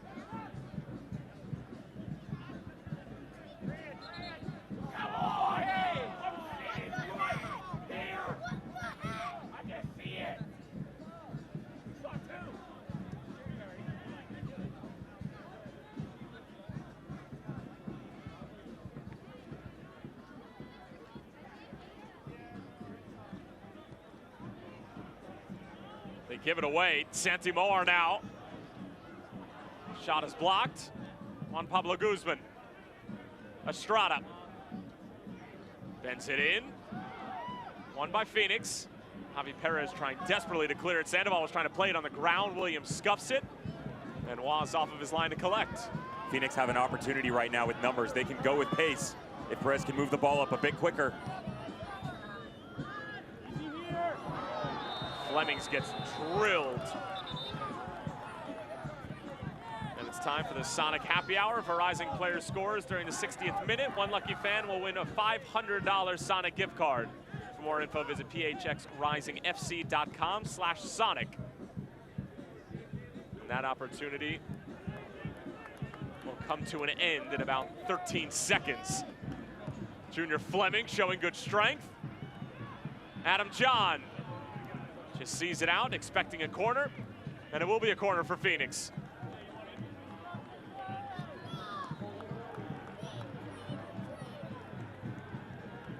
Pardon, it'll be a goal kick. That's a good one. The head referee pointed to the corner, and his linesman helped change his mind on that one. That and the New Mexico United players.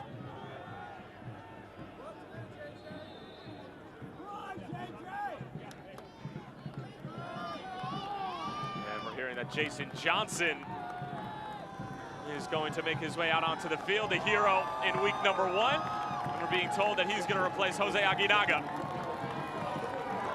And the substitution brought to you by Jimmy John's. And almost assuredly, this is one of the things that we had the opportunity to pick Rick Schanz's mind about. You brought it up to him, and Tyler, in bringing in and toying with the idea of Junior Flemings and Jason Johnson on the field at the same time. Solomon Asante is going to tuck in into a 10 roll, and JJ is going to slide out to the right. Nice little 1-2-3 across the middle for Rick Schanz and co. Junior Flemings on the other end, foot race with Josh Suggs. Flemings a great first touch, cutting it back. Suggs standing his ground, and Justin Schmidt will clear it away.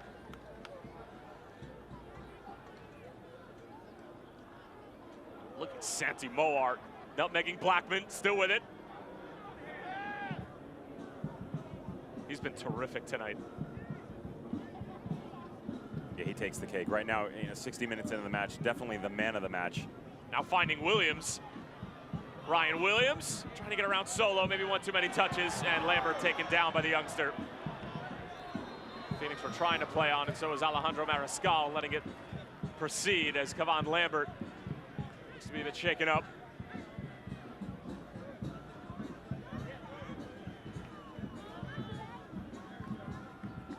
Ryan Williams just let the ball get away from him as Lambert stepped in. Nice tackle and used his body to his advantage. Just got caught up with each other. Wasn't necessarily forceful by the Hawaiian.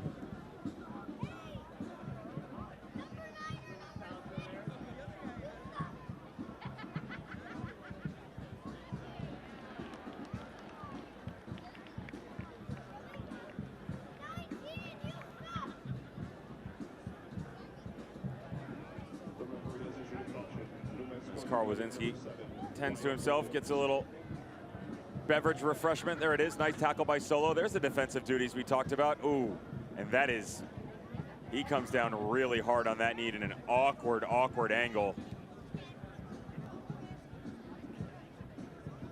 And Ryan Williams has shown a card at the end of that as well.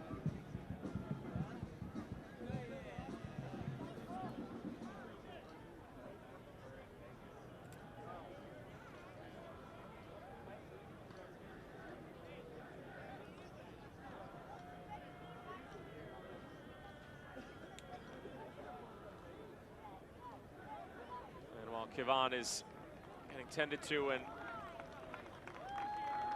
going to make his way off the field for just a brief moment, unless Alejandro Mariscal is going to let him continue. 21-year-old from Clarendon Paris, Jamaica, in his 3rd season with Phoenix. And just a reminder, folks, Select is the official ball supplier of the USL Championship and many of the finest leagues in the world since 1947. Select has been the leader in soccer ball quality and innovation. For the latest Select products and special offers, please visit selectsportamerica.com.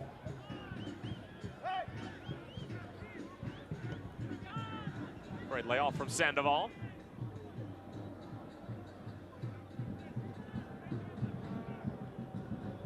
Ryan Williams spraying it over for Santimar. Been very impressed with how the Hawaiian has conducted himself in the middle of the field.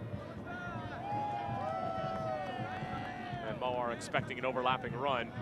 Only finds the feet of Shaft Brewer Jr.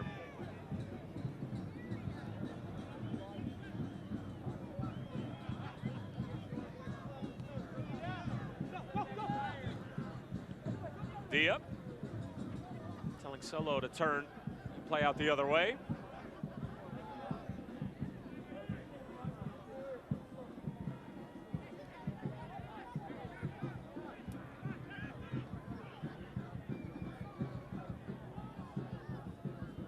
Javier Perez breaking a line of defense, finding Kevon Lambert.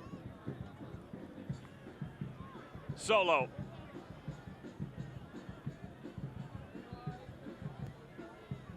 Sante finding Dia.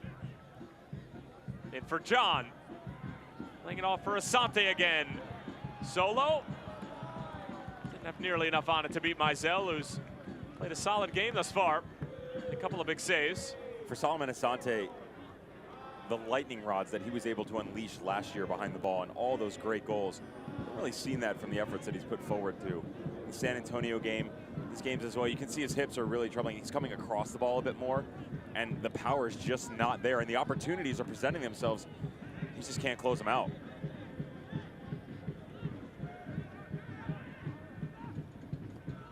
Does he need one to find the back of the net to sort of gain that confidence back and to be able to strike the ball a bit cleaner? How do you sort of remedy that? Yeah, sometimes it's just a mental game where you need a boost of confidence, and it has to be in the forms of a goal, or sometimes it's even a great ball that you just ping down into the corner and get yourself back to square one. Javier Perez. John, great little turn, finding JJ. Desperately trying to keep it in play, but to no avail. Love the movement, though. Yeah, much better. And I was actually a bit surprised that they moved Junior Flemings over to the right. We've seen that from him in the past on his other squads. They haven't done it in Phoenix yet, and Rick Shantz hinted that maybe Jason Johnson might slide out there, as we've had Rick Shantz play that card before in the past. Jason Johnson also doesn't mind running around up top by himself, wreaking havoc.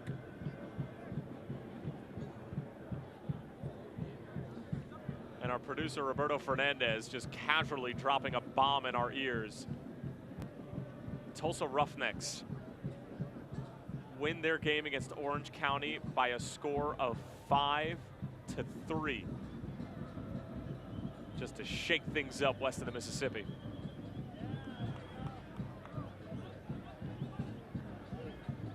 I'm sure you had that in your USL pick'em, right? Fortunately enough, that game wasn't there, because I 100% would have lost that. I can't believe it. Amadou Dia now.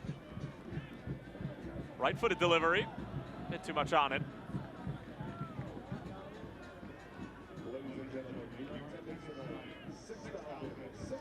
To 3. Orange County giving up 5 goals.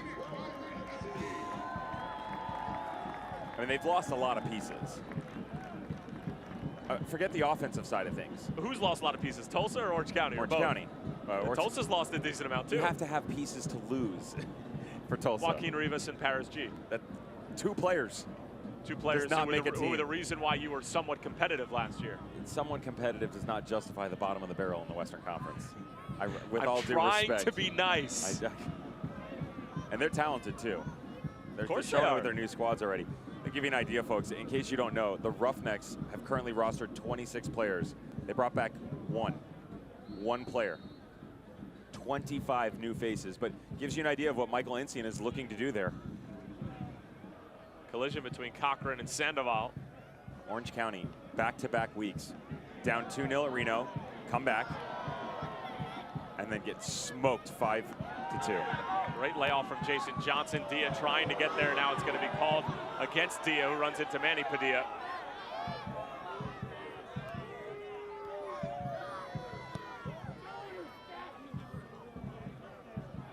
Frater, pretty casual in bringing that down, and his Jamaican brethren, Kevon Lambert, knocks him off the ball.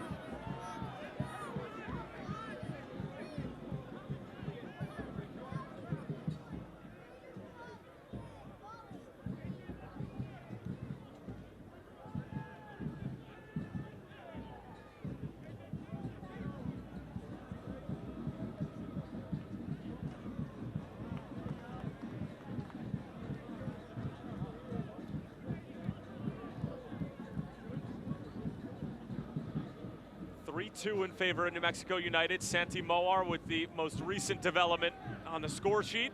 Tyler Terrence along with Devin Kerr. Glad to have you with us on this Saturday night. And home opener for Phoenix at Casino Arizona Field, which was just announced about 24 hours ago.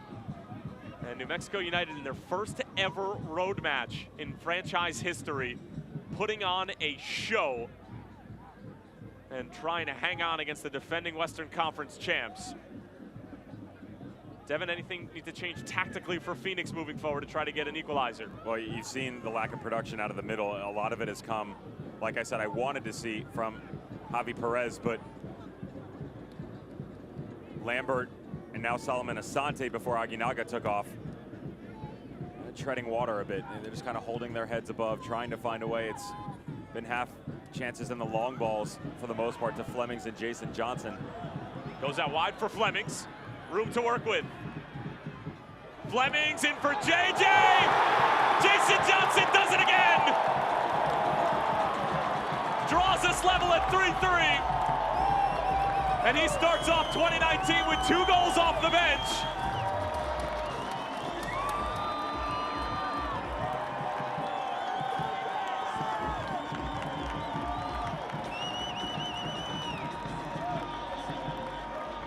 Right on cue, talking about the boys in open space.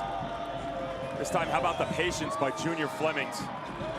Very easy for him to just drill this across the box. Takes a look up, sees the trailing run, puts it on a platter. Jason Johnson is actually a bit behind him, still has to turn his body a bit and get it to the back post. That's really difficult for a goalkeeper. Cody Mizell cannot make his way over. And to give you an idea of where the Jamaican's head is at, he scores, turns immediately around, gets right back to the center circle, said, boys, we got more work to do, let's go. That header is anything but easy. The fact that it was behind him and nodding it down straight into the ground to beat Cody Mizell. Incredible stuff. It was the Jamaican connection, Flemings to Johnson. And there was a yellow card issued amongst all the madness, and it's Kevon Frater. That was a long time coming.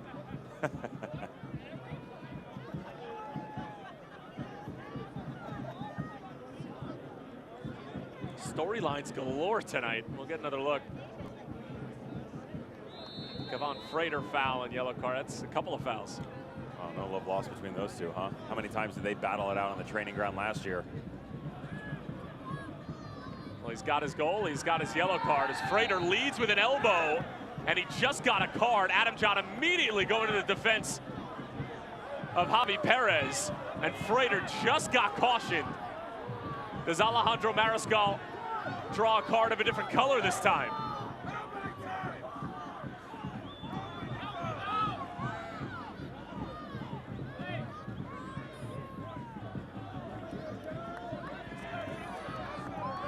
I mean, given the way that he's called this game, it's hard not to bring it out. He's let him play a bit more in the second half. Definitely more wide open, though. You can see the guys kind of toned it down a little bit.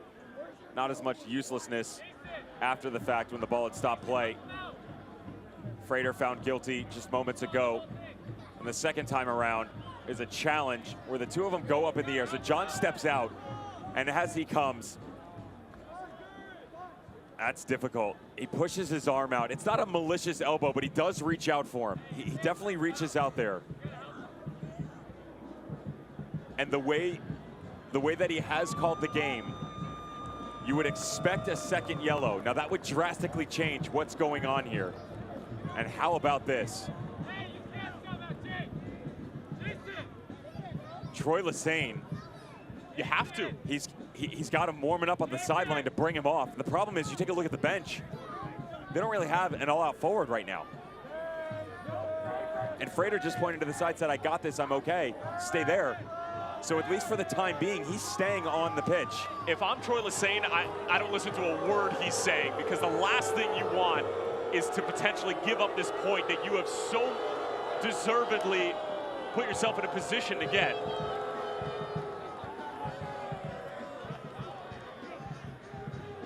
So Salim Muhammad coming on. Frater will come off after really towing the line and potentially getting sent off. So Muhammad for Frater in the 75th. And I think that that is a savvy move from the head coach of New Mexico United, Troy Lesane. Yeah, again, like you said, Tyler, last thing you want to do is go man down. You've been up every time Phoenix has managed to claw their way back in, much like last week.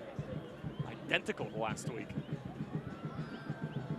This header gets across, and Juan Pablo Guzman has lost the man bun and is letting it flow freely now. The structure of this squad is going to change a bit because Salim Muhammad is much more of a holding midfielder. He can play outside on the right, but definitely not a forward of any sort. Brewer whips it in. Asante sitting on a hat trick. Couldn't quite get to it.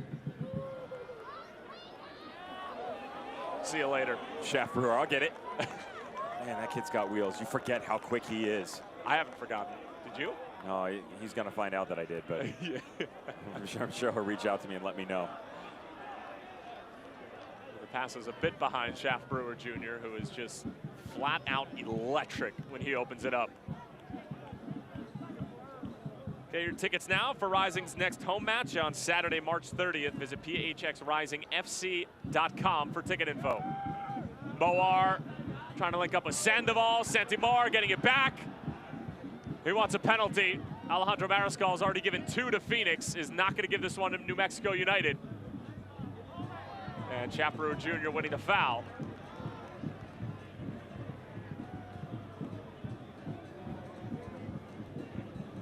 I mean, the comeback kid title is great and all for Phoenix, but yeah, you don't want to give up 6 I mean, goals. Rick Johnson's going to have a lot more gray hairs at the end of 2019 than when he started if they continue this for the rest of the season.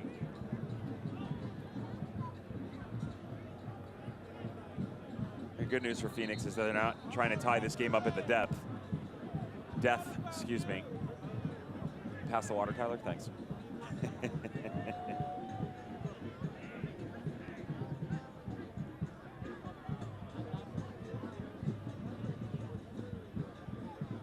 Shaft Brewer Jr. Junior Flemings.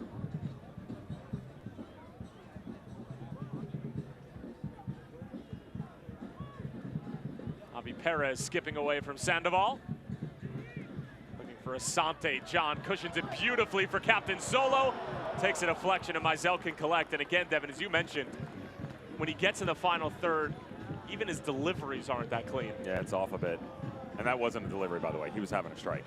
It just ended up poor once again, and Phoenix really is struggling. I just pointed to you a second ago. Javier Perez, the way that they're playing, they've shifted everybody very high. Kevon Lambert just a second ago was trying to be on the receiving end of that, tucked in right next to Jason Johnson. There was a 25 or 30-yard gap where no one was in the middle of the field. So it's Javier Perez, all of this space, and then your 210s. I like the idea of playing the 210s, but you have to find a way to connect them. You can't always be side by side.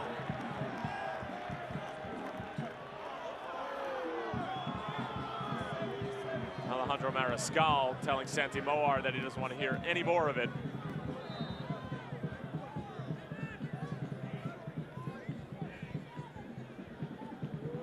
Look at John going shoulder to shoulder with Tite.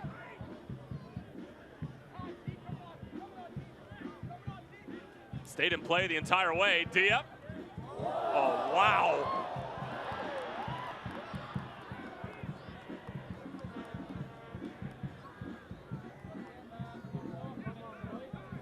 That was cool. Things are starting to heat up a little bit, aren't they? Challenge from Blackman. Shaft Brewer Jr. says see you later to Ryan Williams. Shaft Brewer Working on Josh Suggs. Good matchup here. And Suggs does well to just use his body. And Josh Suggs is one not necessarily going to keep up with him, but does a good job playing the angles game. And you don't always have to have blazing speed to challenge someone. Fans, follow Phoenix Rising and the rest of the USL Championship all season long on ESPN Plus. Home to the USL, MLS, UFC, and more. Join the over 2 million sports fans who have already discovered ESPN Plus and watch the championship live every week. Sign up today at ESPNplus.com.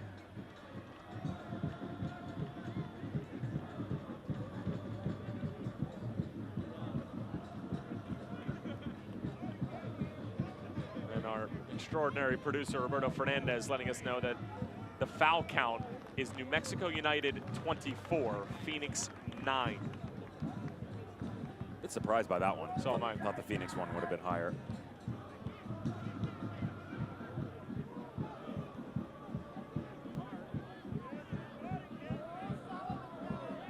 Solo losing Juan Pablo Guzman.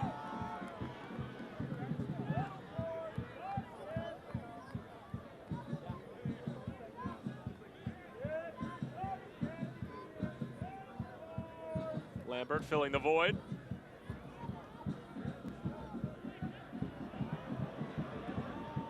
Loss has to come out and clear it.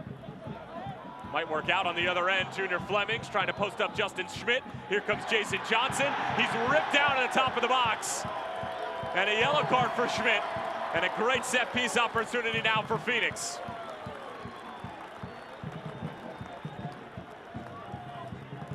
Justin Schmidt just looked to the sideline like, what do you want me to do?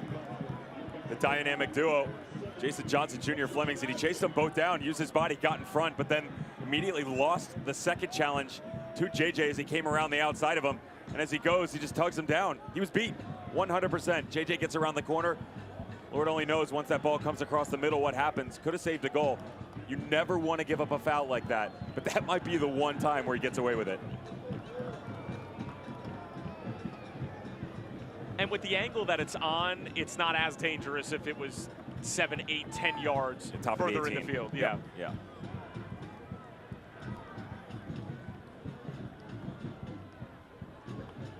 Looks like Amadou Diaz setting up over it. I mean, this has to be a left footer if it's going to be on frame. If it's going to be delivery, you would imagine it's going to be Solomon Asante on his right. Solo clips it in. Oh, and the header's just over the bar from A.J. Cochran. Wait till you get a look at how high A.J. Cochran is on this line. He is right around the penalty mark. And I was wondering why the big boys up top weren't starting a bit further back.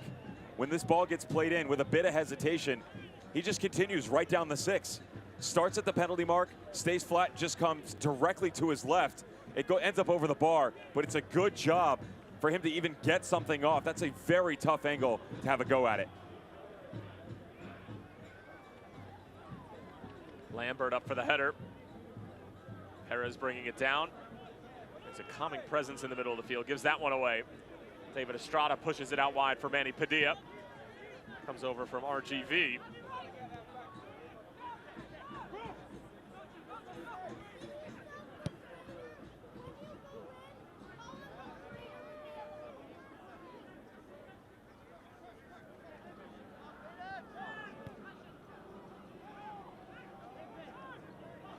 Cochran gets it away for Lambert. He's got room to work with. Until he doesn't. Good close down from Santi Moar.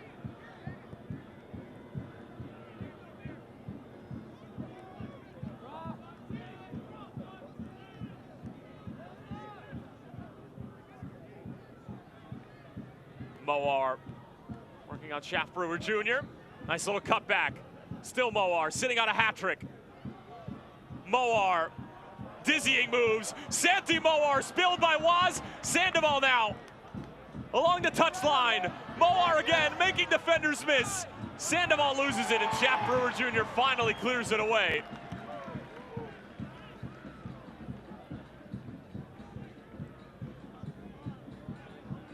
Any goal now could very well be the game winner and the difference between 1 point and 3 points.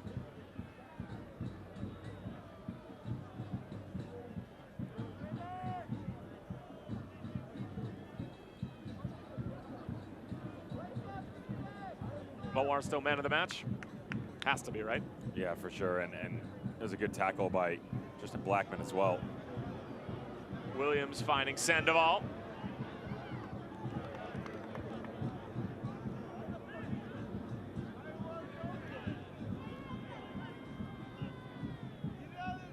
Sandoval loses it.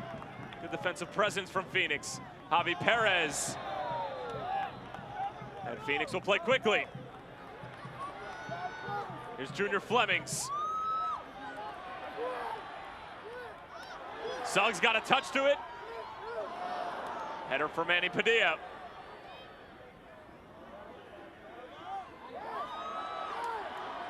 And Javier Perez got a caught underneath his foot. 85th minute, 3-3 between Phoenix and New Mexico United. Their smart goalkeeper, Cody Mizell, telling everybody to settle down a bit. He's realized they might have hit a brick wall here, that the magic might have run out, and Phoenix starting to creep back into this. Let's take our time. Even a point right now is a great point. Not many people have come to this environment, been able to say they walked out of here with something. So one's better than none. You bring out Vega or Calistri if you're Rick Shantz?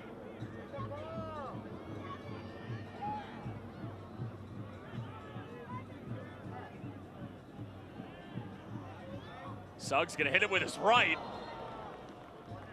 Took a deflection and a corner coming from New Mexico United. I don't think I knew Josh Suggs had a right foot. With all due respect, he's one of my favorite defenders. You know that, but you never have to use his right. And interesting how lower of a line he plays with Santi on the left. So trying to get involved going forward a little bit. And to answer your question, Tyler, I like the look at Devin Vega because he's an energizer bunny and he's always going. They need some energy right now, especially in the middle of the field. Since Solomon Asante has come in, they've lost some of that shape. As young as Devin Vega is, he's accustomed to that position. He could provide that glue.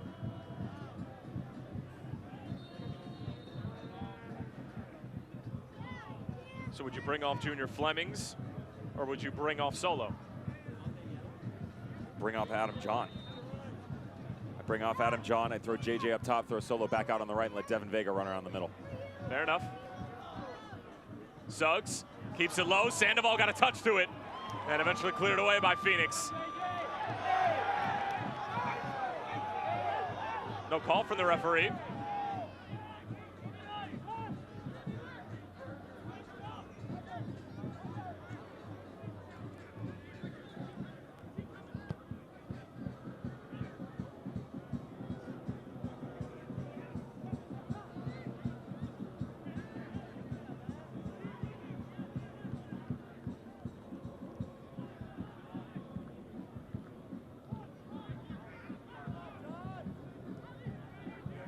Tite, good distribution out of the back, finding Williams. It's intended for Manny Padilla. Amadou Dia defending.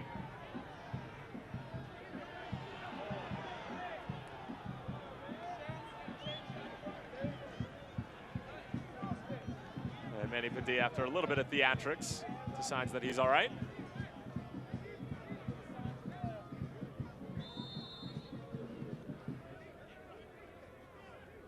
Question is, who's got the better mustache, Manny Padilla or Alejandro Mariscal? Padilla. That was quick. It's more full. Here is the mustached man. Good delivery, and Sandoval's header. Didn't have nearly enough juice on it, and Waz can handle it cleanly. Lambert gets it away for JJ. Jason Johnson wants to go quickly. New Mexico United think that it should be their ball. The linesman signaled Phoenix Rising fall there. It looked like he hit Shaft Brewer's foot, but the linesman did signal the other way.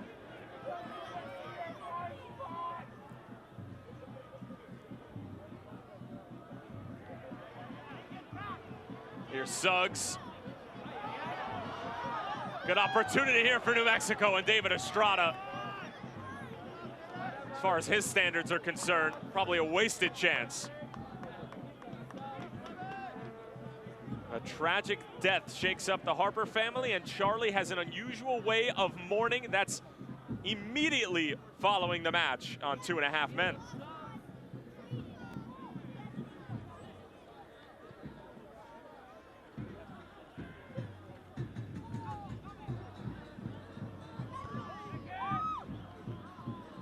Tommy Madden getting set to come in for New Mexico United. As we are knocking on the door of the 90th minute. Bad giveaway from Shaft Brewer. Williams, Sandoval looking for it. He's found it, it's at its foot.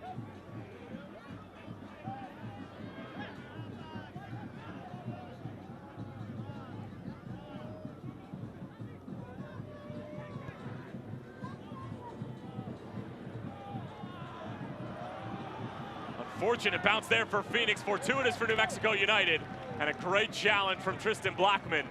And a New Mexico United corner coming.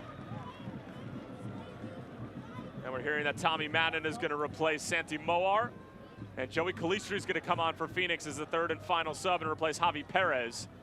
All of that will happen after this corner kick from our friends over at Carvana, or perhaps before.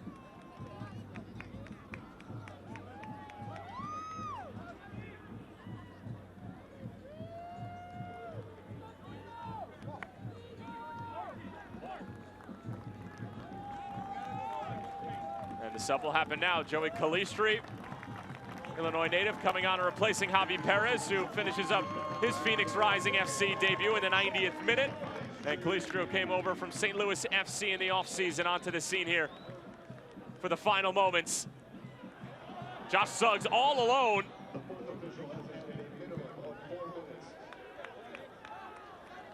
Offside, foul, something coming out the other way.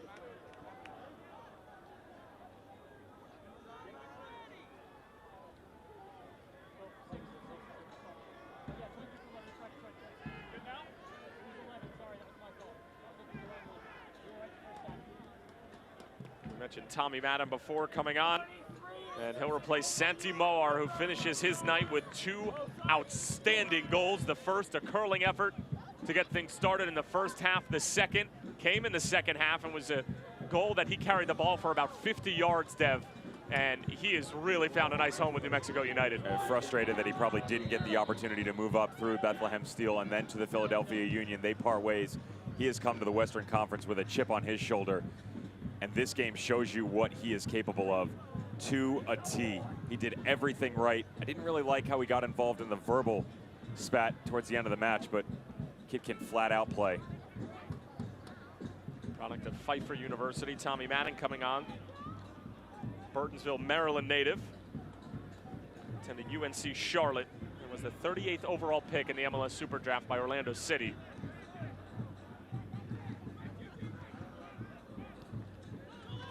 Juan Pablo Guzman, 4 minutes of stoppage time. Guzman just gives it away to Solo. Padilla wins it back.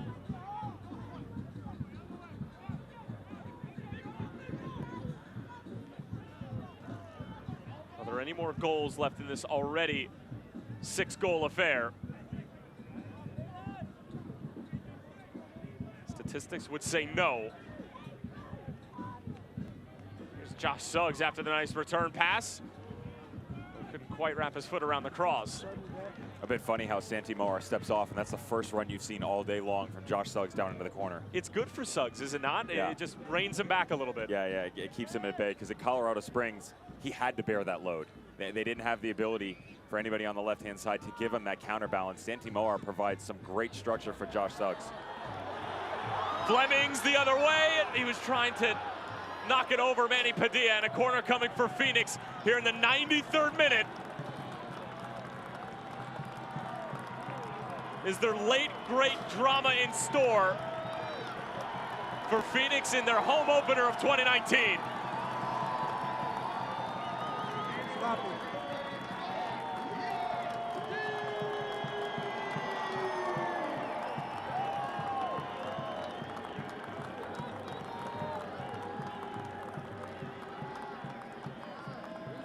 I know it's cold out.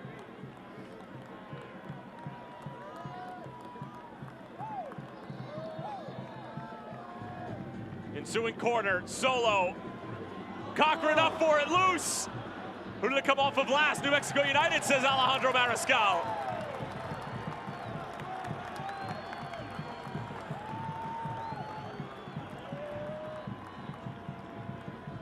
Here we go again, the header from Phoenix just over the bar. And that might just do it.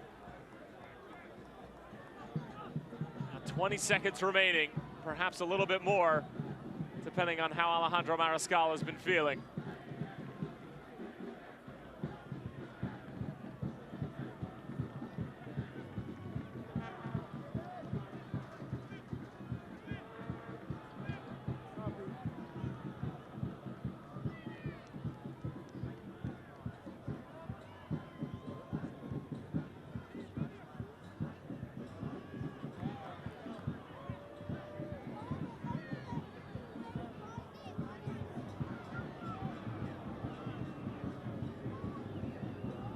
Curling effort here. And it took a deflection, and New Mexico United have a corner as we're into the 5th minute of stoppage time. And this has to be the last play of the game.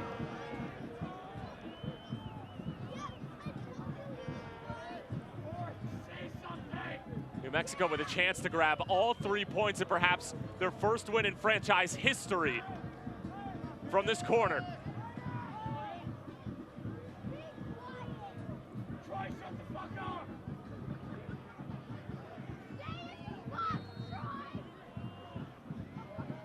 Josh Suggs whips it in, Waz off of his line, gets a punch to it.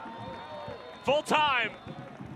Different week, same story. Phoenix Rising Football Club, for the 2nd straight time in 2019, come back on 3 separate occasions for a 3-3 draw. 2 points in 2 games to start out the season for both Rick Shantz and Troy Lesane. A terrific first fixture in the Four Corners Cup. Solomon Asante with 2 goals. Santi Moar with 2 goals. Kavan Frater added 1 in his return. An unbelievable fixture, and it ends in a 3-3 draw, probably deservedly so for both teams. We'll step aside and put a bow on it when we come back. 3-3 is your final score.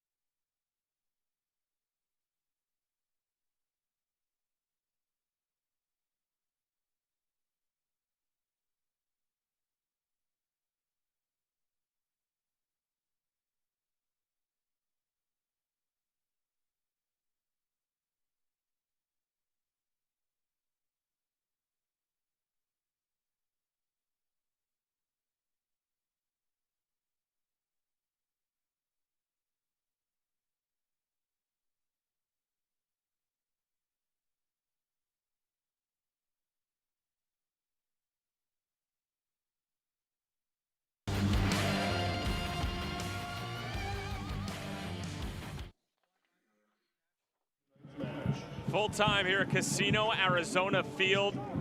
6 goals split right down the middle between these 2 terrific clubs who are involved in the first ever fixture in the Four Corners Cup. Kavan Frater getting a goal, mixing it up with some of his former teammates. Solomon Asante with 2 goals, Santi Moar with 2 goals.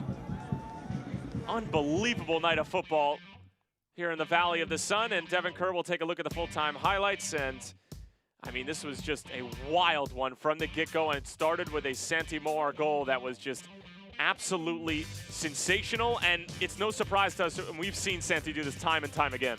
Yeah, Phoenix, everybody lobbying for that call on the handball. Was it not? It definitely benefited from it. Just made its way around. Everybody kind of stood still. That was the lethargic defending we saw last week in San Antonio. Santi Moar said, "You're going to give me the space. I'll take it, no problem." Is it a PK? You see a bit of contact with the foot come up from Juan Pablo, but regardless, referee points to the spot. Solomon Asante gets the equalizer, and this is where the match really started to take off emotionally. Fouls back and forth, 6 yellow cards, 3 for each in the first half. It started to open up. It was tit for tat. It was all over the place. And then that happened. Von Frater, who could do nothing right on the offensive side of things for Phoenix in 2018, lets them know that, you know what, maybe you guys should have thought about keeping me because that was a fantastic strike. This was a mere 45 seconds after Solomon Asante got the equalizer. Solo fouled right at the start of the second half, steps up, buries his second penalty of the night, goes the opposite direction from the first one, and then Phoenix would start to threaten again until New Mexico United decide to counter, and we'll just leave this here. Look at him. And it is a weak challenge by Schaffer. We'll leave it at that. It is a weak challenge. He's tired. He's got to run back. Probably could have got in a little bit harder. No one tracks Santi Mara. Once again, you cannot give him that much space. He's very technical. He's got speed. Got to find a way to put a body on him and close him down.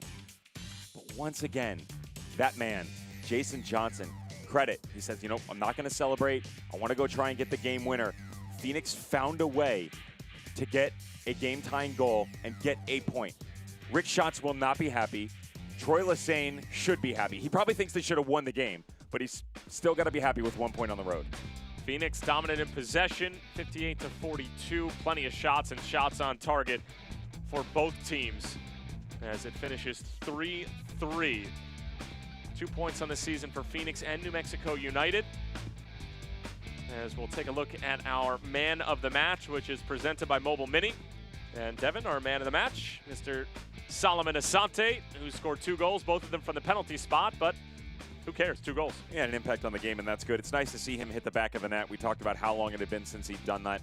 Unfortunately, when they made the tactical change and moved him inside when they brought JJ on, he pretty much disappeared from the match. He was lost in that number 10 role, something that they should be able to utilize in the future, but they're going to have to work on the training ground. And be sure to tune in for Phoenix Rising FC's next match next weekend, as they're going to look to build off of these 2 opening points in the 2019 USL Championship campaign. And they certainly know that they have a formidable opponent just a few miles away from them and bordering Arizona, as Santi Moar and this New Mexican United crew, led by Troy Lesane, are no joke and are here to stay in the Western Conference and in the Four Corners Cup. As Phoenix come away with a point, New Mexico United a point as well, as it wasn't necessarily the ideal home opener for Phoenix in 2019, but it was a sensational 90 minutes here at Casino Arizona Field, the first ever match in the stadium, now named Casino Arizona, for our entire crew and my broadcast partner Devin Kerr, Tyler Terrence saying so long for now. Coming up next on the CW, 2.5 Men. We'll talk to you soon.